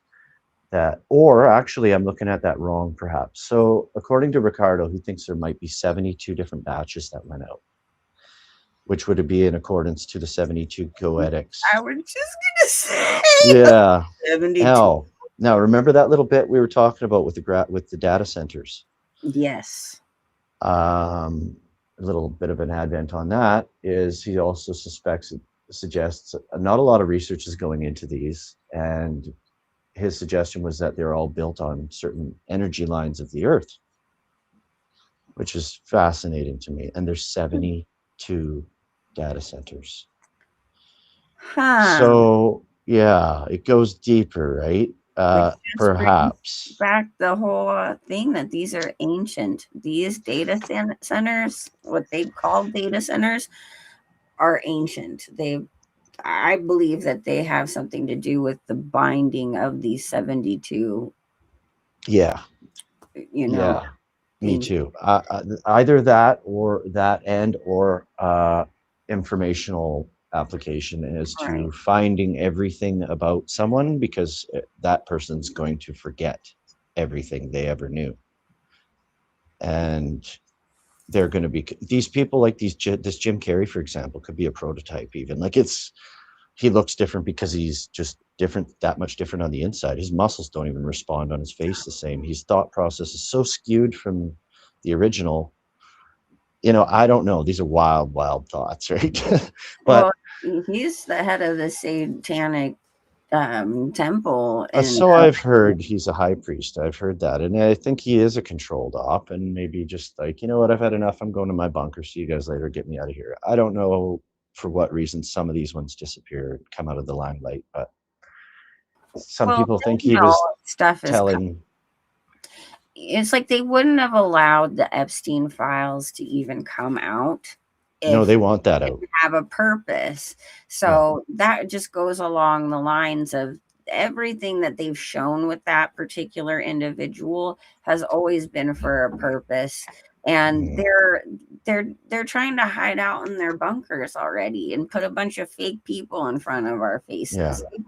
That stuff coming out is the most spiritual component you could look at. It is basically training everybody through witchcraft to be normalized and accepting of it, and thereby absorb the sin of it.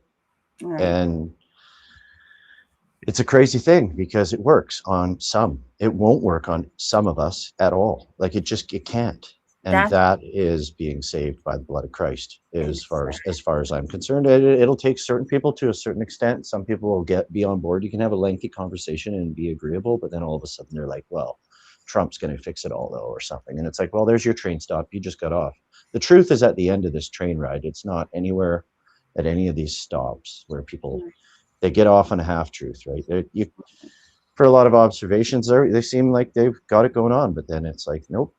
You believe that, you're crazy. You're preaching. There's people that teach you, Kabbalah is bad, this, that, and the other, but then they're using the names because they haven't learned yet that that's part of that, the Hebrew roots deception, and they're still preaching Yeshua, Yahweh, and it's like, you guys, you can't talk about the Kabbalah if you're going to do that because you look really dumb. That is of the Kabbalah because those, not dumb, but just it's amazing. It's so incredible how many people know a lot about it, but don't know that. And I will say though too. and I got caught up in that. That's how I had to learn to come out of it.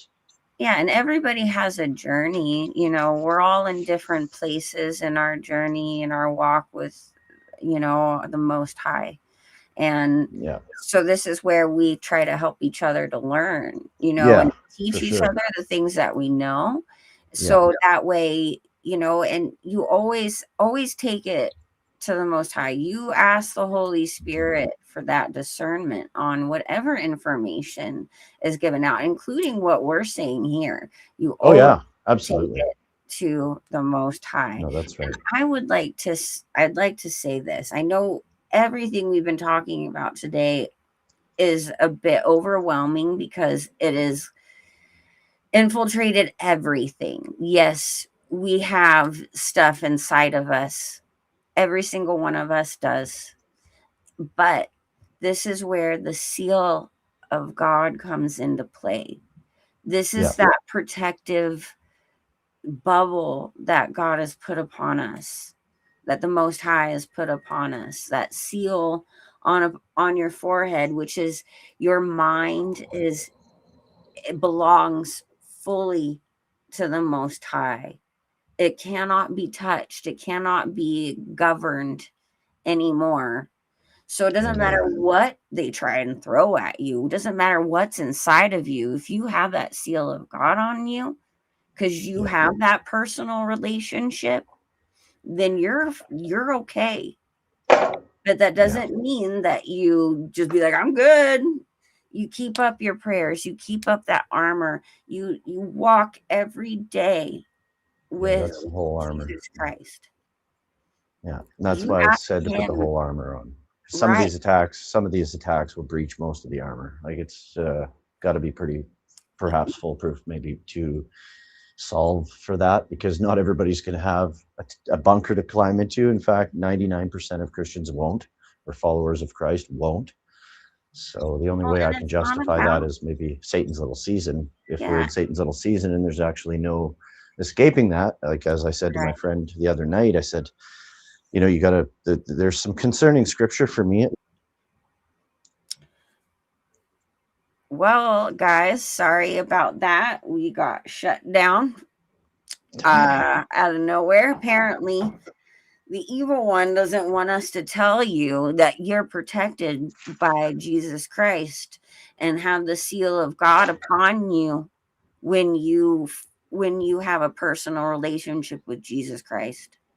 So, that being said, sorry about it. Not today, Satan. We're going to let everyone know how to be protected by you. And that is, again, you put that armor of God on. Every day you ask Jesus Christ, the true Jesus Christ, to mold your steps to his steps. You keep your eyes on him always, at every single moment, and you will be just fine. It is not about this flesh suit. This is nothing. This is just a means to an end. Every single one of us will lose this flesh suit. Yep, No one is exactly. promised tomorrow. So keep your eyes up to the There'll sky. be a new body. This Yeah, this one won't do you any good on the other side. It's part of the Mhm. first part of the first death. That's okay, because this is breaking down on me. I'm a little tired of it. You know what I'm saying? I'm like, I'm over it. But Yeah. Well, I anyway, wanted to get into the sigils too a little bit there, but well, go ahead and, whatever. because we're back on. We still have 25 people hanging on in with us. Thanks for your patience, but please continue, because I mean, might as well. We're still going. Do you still have any of those pictures offhand of the Goetia sigils? I don't know, because that was a Roxy thing. I'm not Okay. the tech guy. I'm like, Yeah. see, That would have been in an earlier email from that first show I sent I was on, I think. But I'm still learning anyway, this stuff, so please have patience with yeah, no worries. me. One of the reasons why it's like Roxy has to be here. Yeah. Well, these sigils, if you look them up, Mhm. the 72 kings of Let hell, me, let me see if I can. ARS Goetia.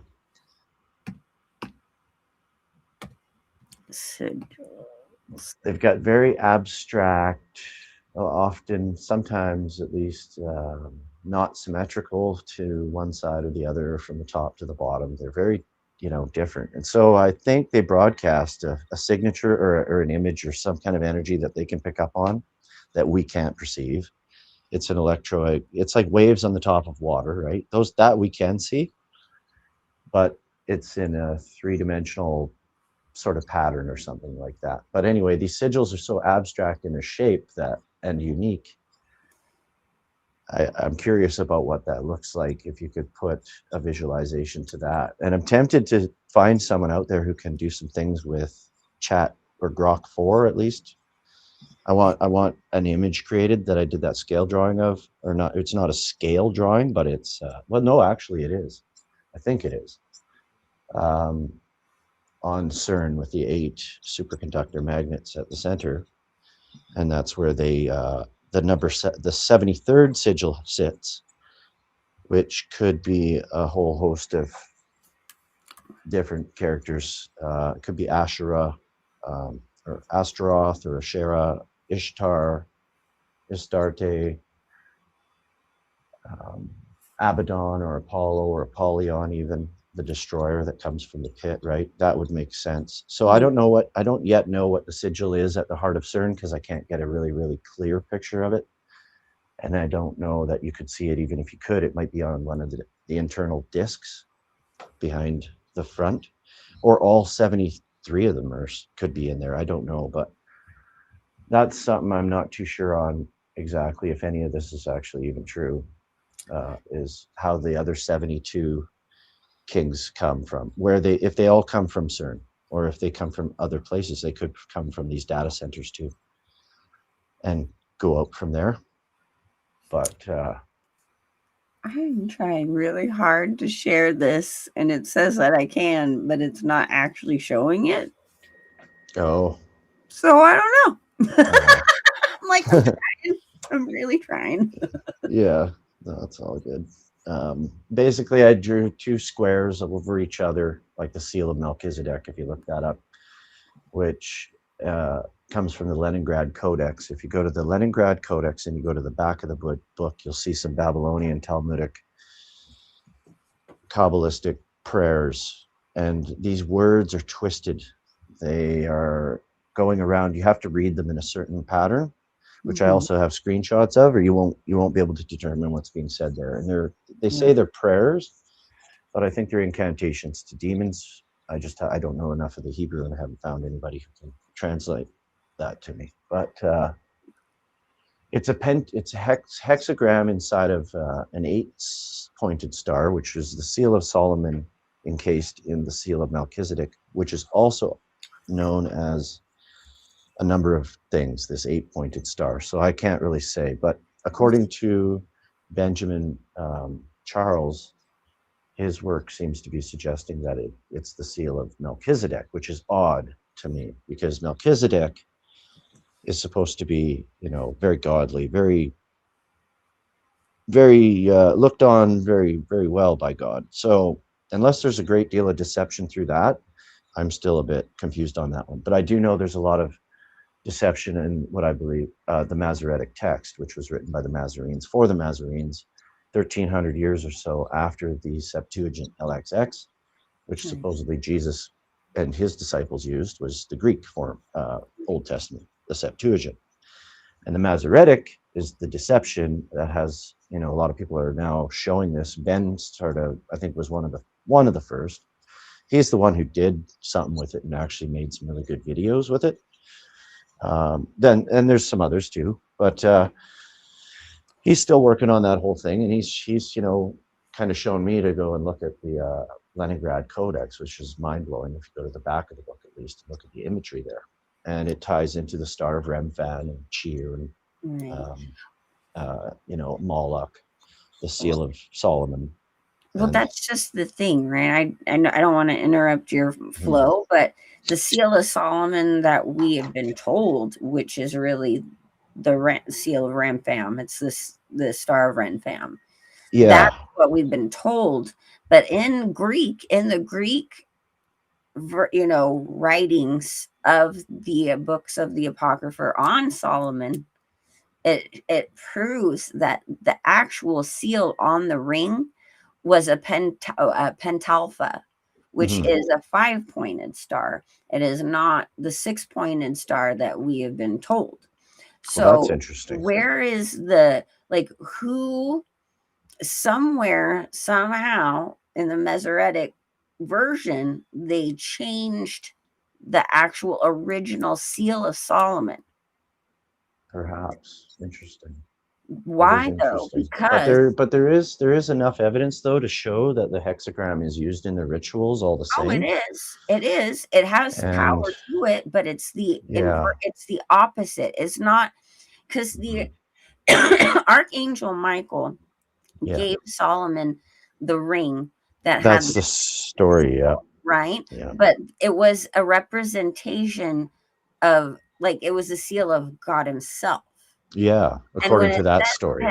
Right, but when it says pentalpha and not the hexagram, that is a completely different thing. So when you're telling everyone that the seal of Solomon, which is supposedly the seal of the Most High, is really the Star of Renfam, they're directing you to believe that the Most High is really the inversion. It very well could be. It could be. That is very, very, very good points. A couple things with that.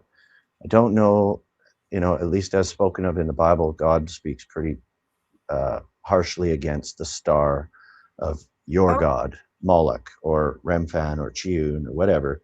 And it's almost suggestive that, like, there is a seal of God, but we don't know that it's a star. That's one thing there. Yeah. The other thing maybe could be that they do invert all things. That's their law of reversal and laws of inversion, and so as above, so below, whatever. All of that. And there could be an element. So the other thing I would suggest is when they say God, you got to be careful with that, because they are looking at Lucifer as their God. He's the architect of the universe, and they believe he is the God of all creation.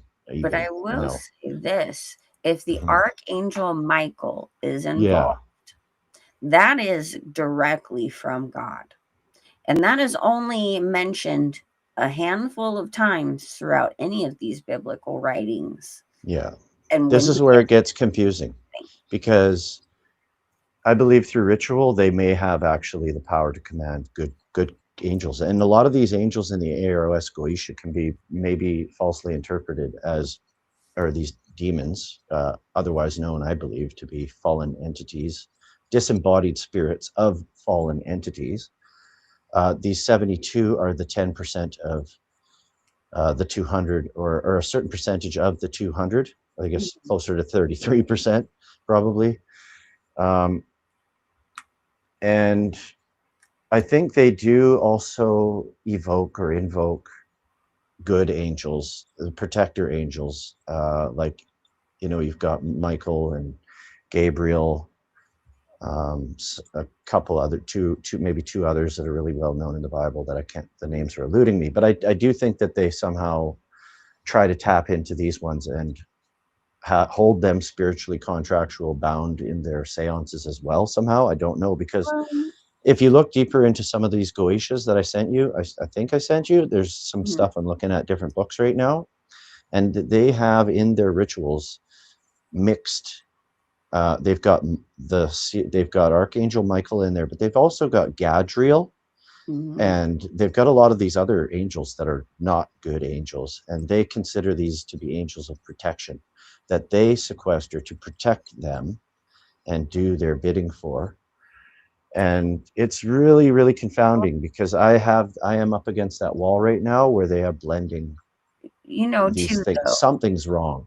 Something is definitely wrong on that. Yeah. And there's a lot of this Christian magic, which is it's built off of Catholicism, and Kabbalistic stuff, because Catholicism is a mix of Kabbalism and all of that, right? But we're all default. Pagan religions came out of Catholicism, I would almost say. Just about. Sure. But in certain terms. No matter what, we have to remember the Most High created everything. Yeah. These beings cannot create anything. All they can do is invert the creation.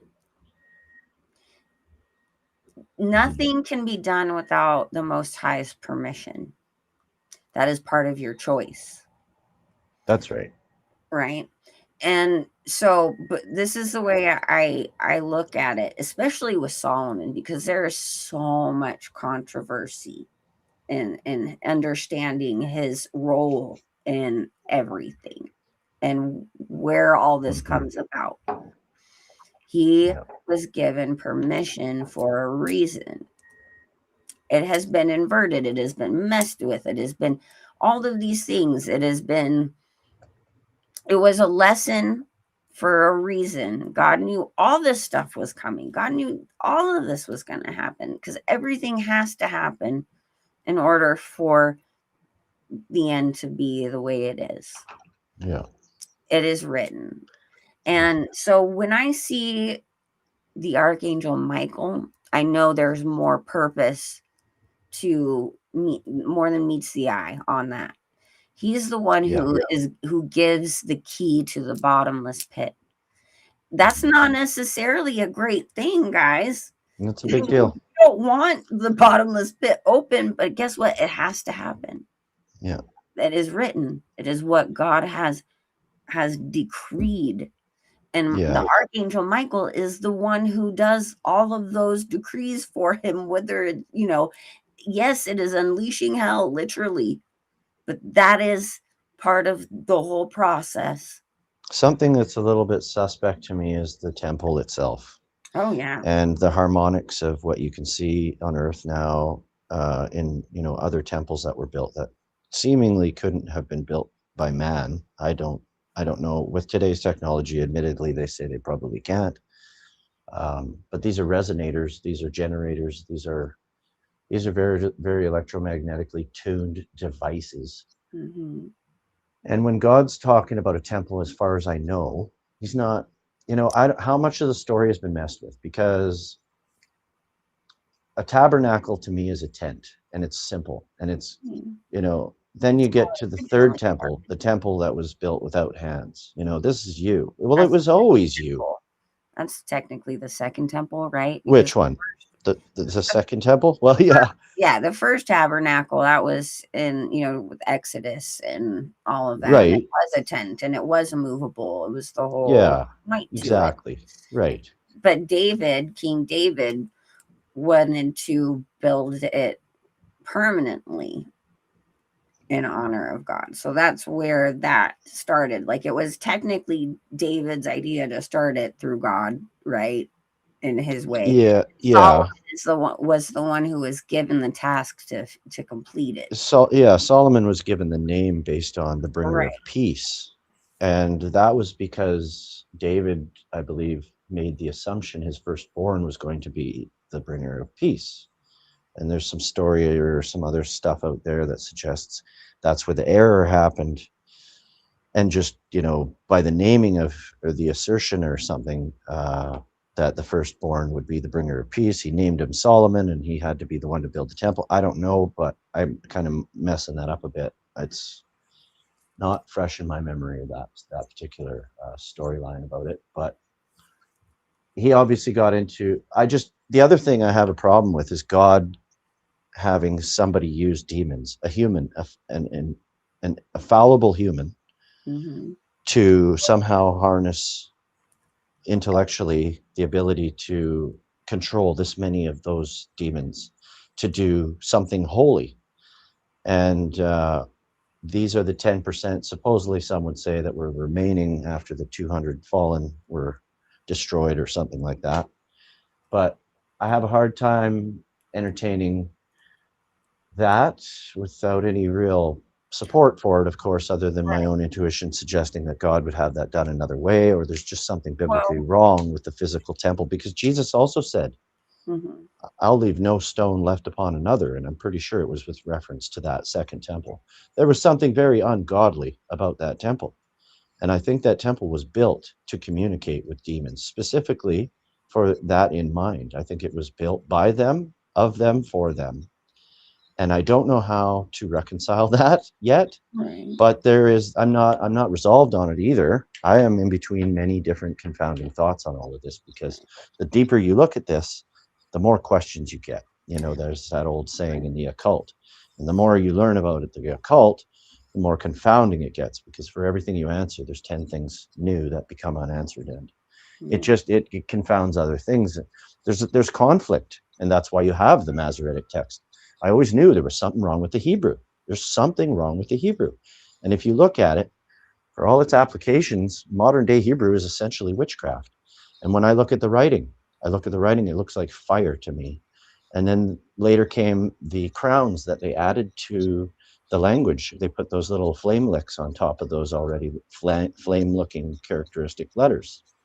And those letters themselves look like ruins or something that has it just looks really evil to me, and it always did. And knowing that they've inverted and deceived us with everything else, like everything else, why would they stop at the fundamental language, which is the basis for understanding it, all those things?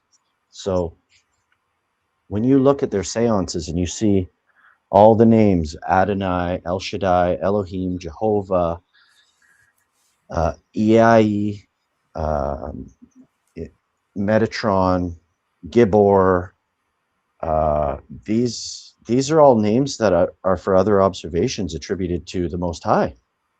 And why are they using those in their ritual seances with pentacles, hexagrams, pentagrams, words of power, right? This is also essential. The right words of power spoken with the right acoustical or electromagnetic frequencies being emitted. That's part of the chanting. This is what attracts these demons to come through, or evoke them from the room, kick them out, banish them. You clear the room, and then you bring the ones you want. And if you look into these grimoires, it's very, very serious stuff. It's technical. All our science comes from this. I think that they have to obey to these laws. And if you don't get the seance correct, if maybe nothing will happen, or you can be harmed, or they will just tell you lies. And if you look up the description on a lot of these kings or dukes of hell, some of them are seemingly pretty benign, and they'll show you where hidden treasure is. They will teach you all kinds of things, or they'll be inclined to just lie to you steady. And so you have to have the ritual proper, or they're going to lie to you and all this kind of stuff, right? But anyway, it gets pretty deep that way. See, this is kind of where I'm coming from, and when I say this kind of thing, you notice a theme throughout all of history. We're given a choice. That is the one God-given right we do have. Free will, yeah. It's free will to choice. You cannot have the full ability of free choice if you don't have things to choose from. I've seen so many of these things that, the Most High has given these, people throughout history a chance to learn something. And in the bigger picture, it is a stepping stone as to how and why it is important for Jesus to come and save us, right? Yeah. So from what I've gathered from at least the Solomon story specifically, is that he was so devout and fervent in prayer, and really wanted the wisdom to do what was right for God and his purpose. But God, knowing that he is a man and that these demonic creatures could very well indeed, deceive him, he still gave him that choice. You want wisdom? I will give it to you. Yeah. What do you do with it? Right? What That's is the interesting lesson that you're learning from this? And understanding that then you want the wisdom of God. All right, here you go. How do you utilize this? Now, in the actual Bible, all we are told about Solomon and his fall is all because of his wives, right? He took on a ridiculous amount of wives, and they all had different pagan religions, and he allowed them to bring one that of them in. seduced him to take the ring off, Right. ultimately. Yeah. Right. Which I just want to say one thing. This is a very interesting line of thought, because this would go deep in deception, which would also be in line with par for the course. And it could be that God, as you say, also gave him not just the capacity for the wisdom, but he gave him that seal. So if that is the seal of God, but the confusing part is, if you look at all their teachings, they do use that seal, They use it, the hexagram, as Right. Metatron, which Right. is a name for many, many different gods, right? Right. which is the interesting part, because God also says to solve for that, I would say maybe, just a maybe, just off the top of my head, is that God says when they come against you and they persecute you and they kill you, they will actually believe they are doing the work of God. Exactly. So there could be something to that, and that could be how you solve for that. And Right. it's a big deception because they invert it. They deceive even their own. Well, and the whole So thing is too is we absolutely do not need any of those sigils. We don't need the sigil of God. We have Jesus. All we have to do is accept Jesus Christ as our Lord and Savior. He already paid the price. We don't need to dabble in any of these things. It is not for us. We already have the ultimate victory. yeah, it's a You spiritual know? contract. I think the seal, now that I think about it right now, a seal in terms of letterman, literacy, you put a seal, you put a stamp on it. Nobody can open this or will know somebody opened this. The seal of God, to me, has to be reconciled, or you have to come to terms with that through something spiritually contractual, which is an agreement made in your mind, in the forehead, not a mark on your forehead And or in some your kind of hand, in your symbology or something like works, that, right? It's in your something that mind, can't in be, your hand.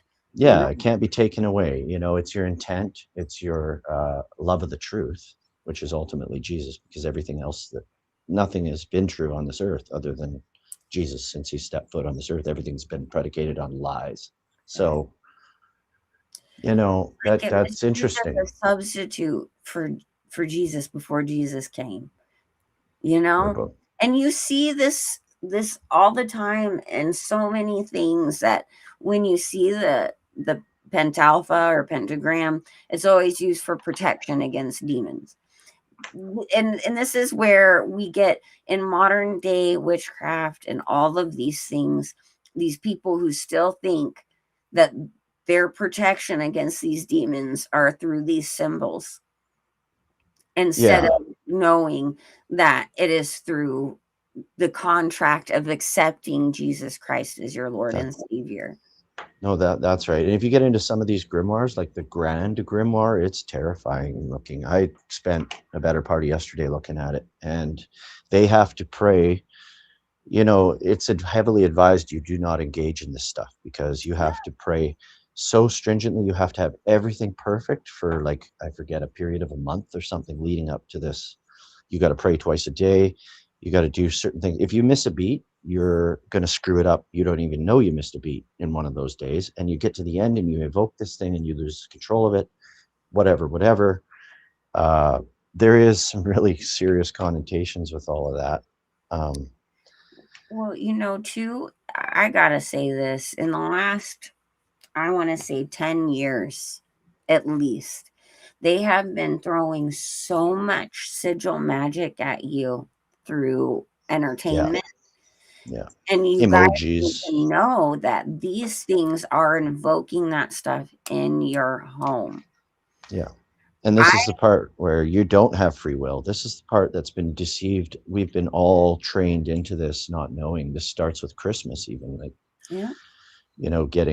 learning at 8 or 10 years old that you've been lied to, not just lied to, but you've been convinced that this absolute lunacy was real for the better part of your beginning years, which has rendered your mind into a very subjective, controllable, easily betrayed, you're accepting of your portrayal. You don't always ask, like, you lied to me for 10 years about telling me this guy was flying around at -40, flying around, landing in everybody's roofs, going down their chimney. And they were introducing you to commercialism. They were preparing you for deception, to just go along to get along with and accept any deception thereafter. And if and you, and that's your initiation into this world of lies, and it's just right, rendered you subject to it, susceptible to it. yeah, and And it yeah, takes a bit of your faith away. As a child, you're it told, prepares you for the heliocentric model, which right, comes in all the 7 sacred sciences of the Kabbalah, to teach you that you live in a scientific world and you're a fluke. You have no purpose. There's no reason to dig any deeper. Take this here, which we have for you, move along and pay your taxes, no matter how bad they get, no matter how much they don't make sense. It's just gotten so far gone now that we've allowed, they use our masses against us, the ones who cannot wake up because they're under the spell of enchantment. It's the only way to reconcile it is literal witchcraft. You know, those same people 10, 15 years ago, they had wisdom, but it's been trained out of them through witchcraft applications of abusive language and dualisms in the language. And nobody's teaching etymologies. You got to learn that for yourself. Once you do, as I say, and I've said now for at least 2 years, I said, you know what, in the end of all of this, you'd be able to look back as a fly on the wall and realize that all you needed to know was the etymologies of things, and they were telling you everything, and it was all laid out for you.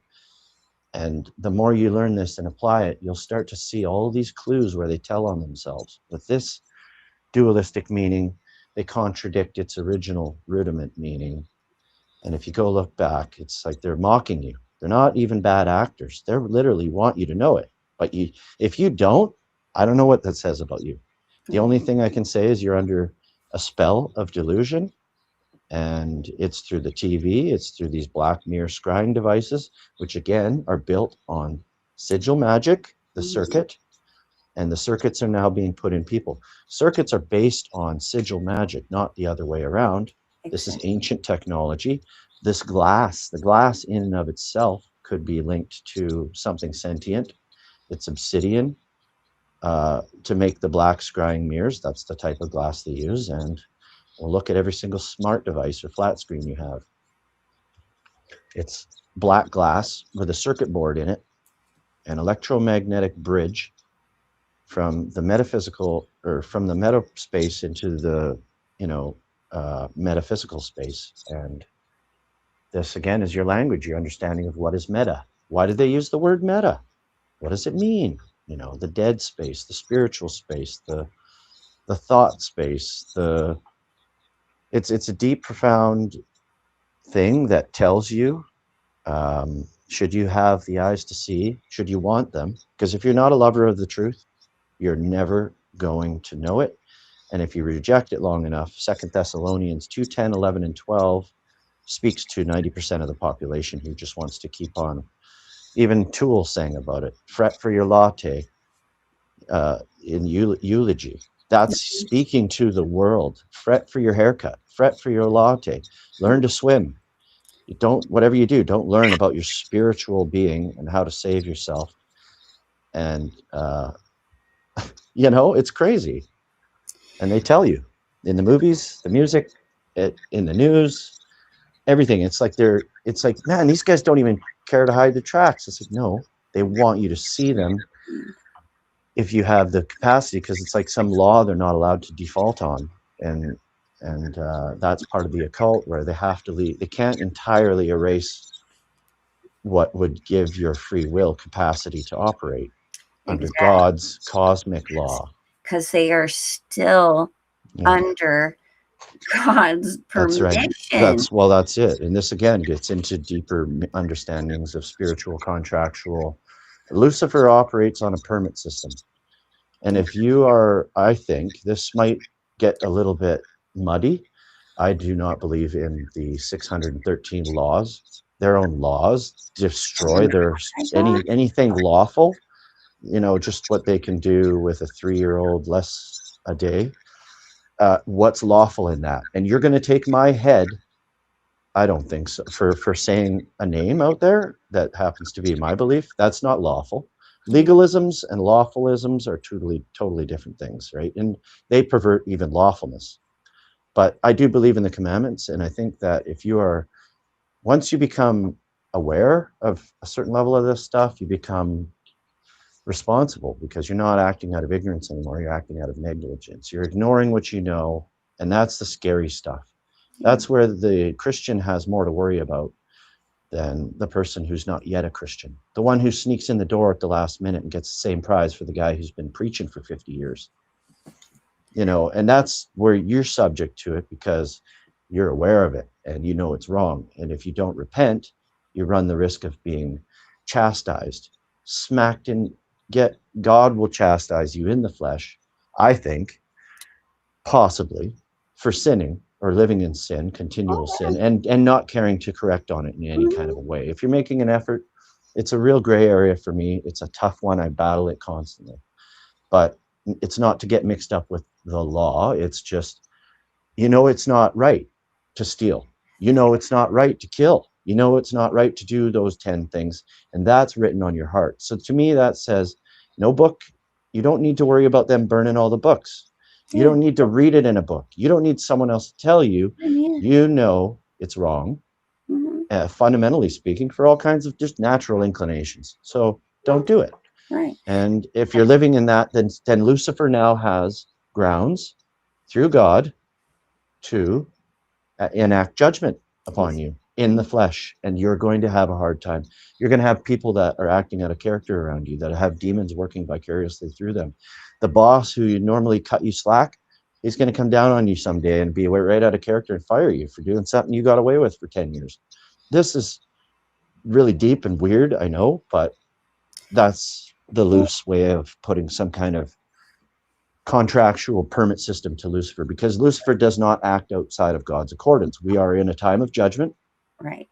And everything happening is either to smack you back in line, or else, how it says in the Bible, he says, I showed you this and you still didn't repent. And then I came down and I damn near told you.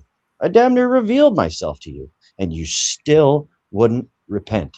Exactly. This is why Job is such an important story. Satan comes up to God and says, hey, I bet you Job's going to curse your name if you just let me mess with him. And God's like, you know what? You go right ahead and try, because he's my guy. You just try. And so he gets permission to do all kinds of messed up things to Job. And even as he loses everything he's got, all these sores and boils everywhere, and his friends all come up to him and is like, oh, so you still love your God? Look at what your God has done to him. And he says, I curse you for trying to get me to curse my God. Right. Yeah. Okay. And that's when he gets everything tenfold back to him. It all comes back, because he proved that, it doesn't matter what Satan tries to throw at me. I'm not going to curse my God. And you try and get me to stumble, I'm going to curse you, because Satan is working on your side, not mine. You know what I'm saying? So, but again, Satan got permission to do so. But God knew that's my guy. You go ahead and try, because he's never going to curse me. And we got to be like Job, guys. We got to be like Job. No matter what comes our way, your friends try and come up to you and be like, oh, look at what your God let happen to you. My God is way cooler than anything else, and he's got me. I may look a mess now, but what's coming to me is much better than any of this fleshly stuff anyway. So just remember Job. No, and then there was, I don't know if it was Joshua or Isaiah or something, but God said to Satan, what do you think of my right hand? What do you think of this guy here? And he's like, I don't know, is it in vain or something? Like, does he fear you for nothing? I can't remember what I kind of came into on all of that, but it's just another, I forget that scripture. I kind of thought I understood it, but I've since forgotten the message I thought I had in that one. But it's basically Satan taunting God, does he fear you for no reason? But I can't remember if I'm looking at that right, or what my thoughts were. Yeah, it's like, oh, well, nothing bad's happening to him. He's a favorite. Is he still going to love you if, right. You let all these bad things happen to him, is basically what he says. But, God is like your dad, man. He's your dad. He is your father. You are going off being a fool, getting, partying with your friends till 2 a.m. He's gonna he's gonna be mad. He's gonna love you. He's gonna smart you for making a stupid decision because he loves you. Yeah, no, that's right. He'll make the unwise wise and the wise unwise. And So you know, that's true. I remember my dad, I got thrown in jail for some stupid minor stuff. It wasn't anything. It was just young and out too late. One night when I ran away from home and my buddy showed up and my buddy had some marijuana on him. We all got thrown in a cell and parents got called. My dad came down and he looked in the cell, and my dad's always been a tough love kind of guy, right? right. He took a look in the door and he said, "Keep him." And then he left. And I was just like, Gotta learn. you know, but I mean, it's not for everyone. I But, don't agree with everything my dad did, right. but that way, but But it was yeah, your decision. You made it. It's like you gotta learn. that's And right. if you don't learn, if I dust you off and make everything perfect for you every time Exactly. you fall, you're Mhm. never gonna learn not to fall. No, that's You right. know? That's So, inversely speaking, 100%. Yeah. Yeah. but you know what? That being said, guys, we've been on here for quite some time, and I know that we're gonna have Clayton on again because we got so much more to cover. He is just such a well of knowledge, and I'm sorry I didn't get a chance to get into the comment section today. It was just kind of like a heavy topic, and we just had a lot of information we had to get out there. But we're going to have Clayton back on, and we're going to try and answer some more questions for you guys. We'll do like a Q&A portion next time. So if you have something specific you want to ask him, that would be awesome. And we're going to try and bring some receipts, like, Ronaldo, one of the guys that you get a lot of your research from, and certain others. Yeah, I want to have like a list of some of these people for so sure. people can peruse through. But we'll have that up sometime later this week, because I don't know what's going on with the storm situation over there. So, but thank you so much for coming on today. And I Oh, hope you yeah. guys enjoyed all this awesome information we had for you today. And if you have any questions, feel free to message us in either the Roxy Files or Children of the Most High in the community section. And we'll try and get some answers out to you, because I know this was kind of a lot. It was like a lot of info to take in. And, feel free to rewatch some of this stuff, because, it's a lot to take in, and you might have missed something that helped to kind of understand some stuff, if that makes sense. But I love you all. Thank you all for joining the Children of the Most High today and the Roxy Files. And we will be back on Tuesday for sure. I believe 4:30 my time. 4:30 my time, 7:30 Eastern Standard Time. I don't know what it is in the middle, but I don't know when you have time again, Clayton, but would next Sunday also work? Because we can do like a whole separate day just to do some of these talks with you. Yeah, maybe. Yeah, I might. I do have another in the evening. I think I have a commitment on Sunday, but during the day, I should be okay, I think.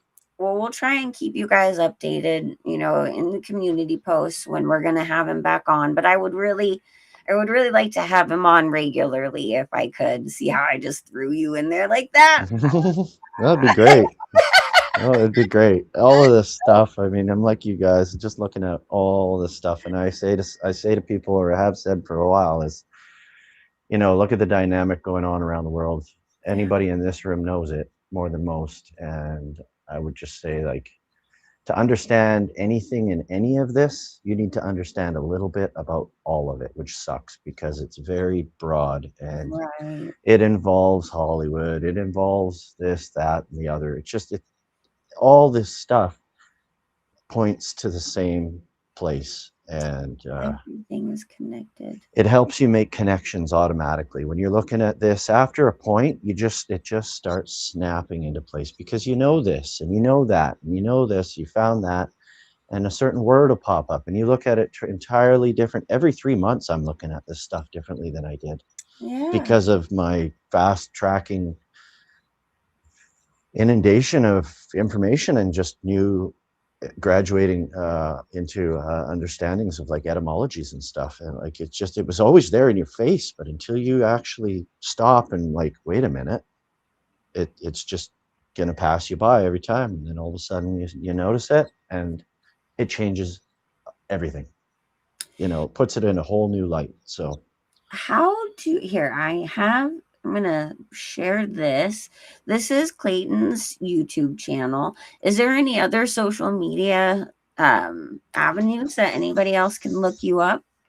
well, there's Clayton Bellina on Yeah. Facebook, Okay. but So there's Facebook, and then my email, I suppose, but I don't know well, if just to I check wouldn't have out a lot of time. just to I check out whatever stuff you have already, Well, and mostly YouTube. mostly YouTube. Okay, so I've got Yeah. his YouTube channel up here But all on that's gonna be is playlists, of various kinds that I'm slowly that's working on okay. to make public. There's some good stuff in there, and it's of course a lot of good stuff that I like made by others. And Well, for more of Clayton, you guys gotta come to Children of the Most High and the Roxy Files, because I haven't yet even more tried. more Yeah. time. So well, I absolutely appreciate you so much, Clayton. Thank you so much for giving your time, because I know time is so precious these days. We don't have a ton of it. And, That's for me sure. and Clayton and Roxy and Daniel, we're always just constantly researching, but we also have lives, and it's a lot. So I really appreciate you coming on and taking the time to share your knowledge with everyone. And I look forward to, hopefully, next Saturday or Sunday, we'll work something out, but we'll try and do some shows on the weekends with Clayton when he has time, because he deserves as much time as possible to get out all the information. So, And yeah. I don't know everything. I'm going to be largely erred. I just want to say that too. I'm a work in progress. I am We constantly all are. reevaluating and correcting, and I'm not ashamed to be wrong. It's part of growth.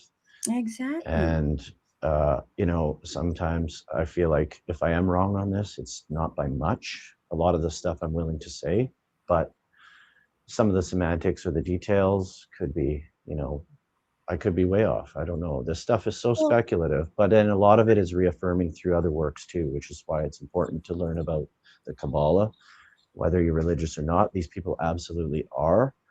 And if they believe in this, and you know that you have a God who's saved you from all of this, which you can never know. They can't even know it. That's the thing about the occult. It never ends.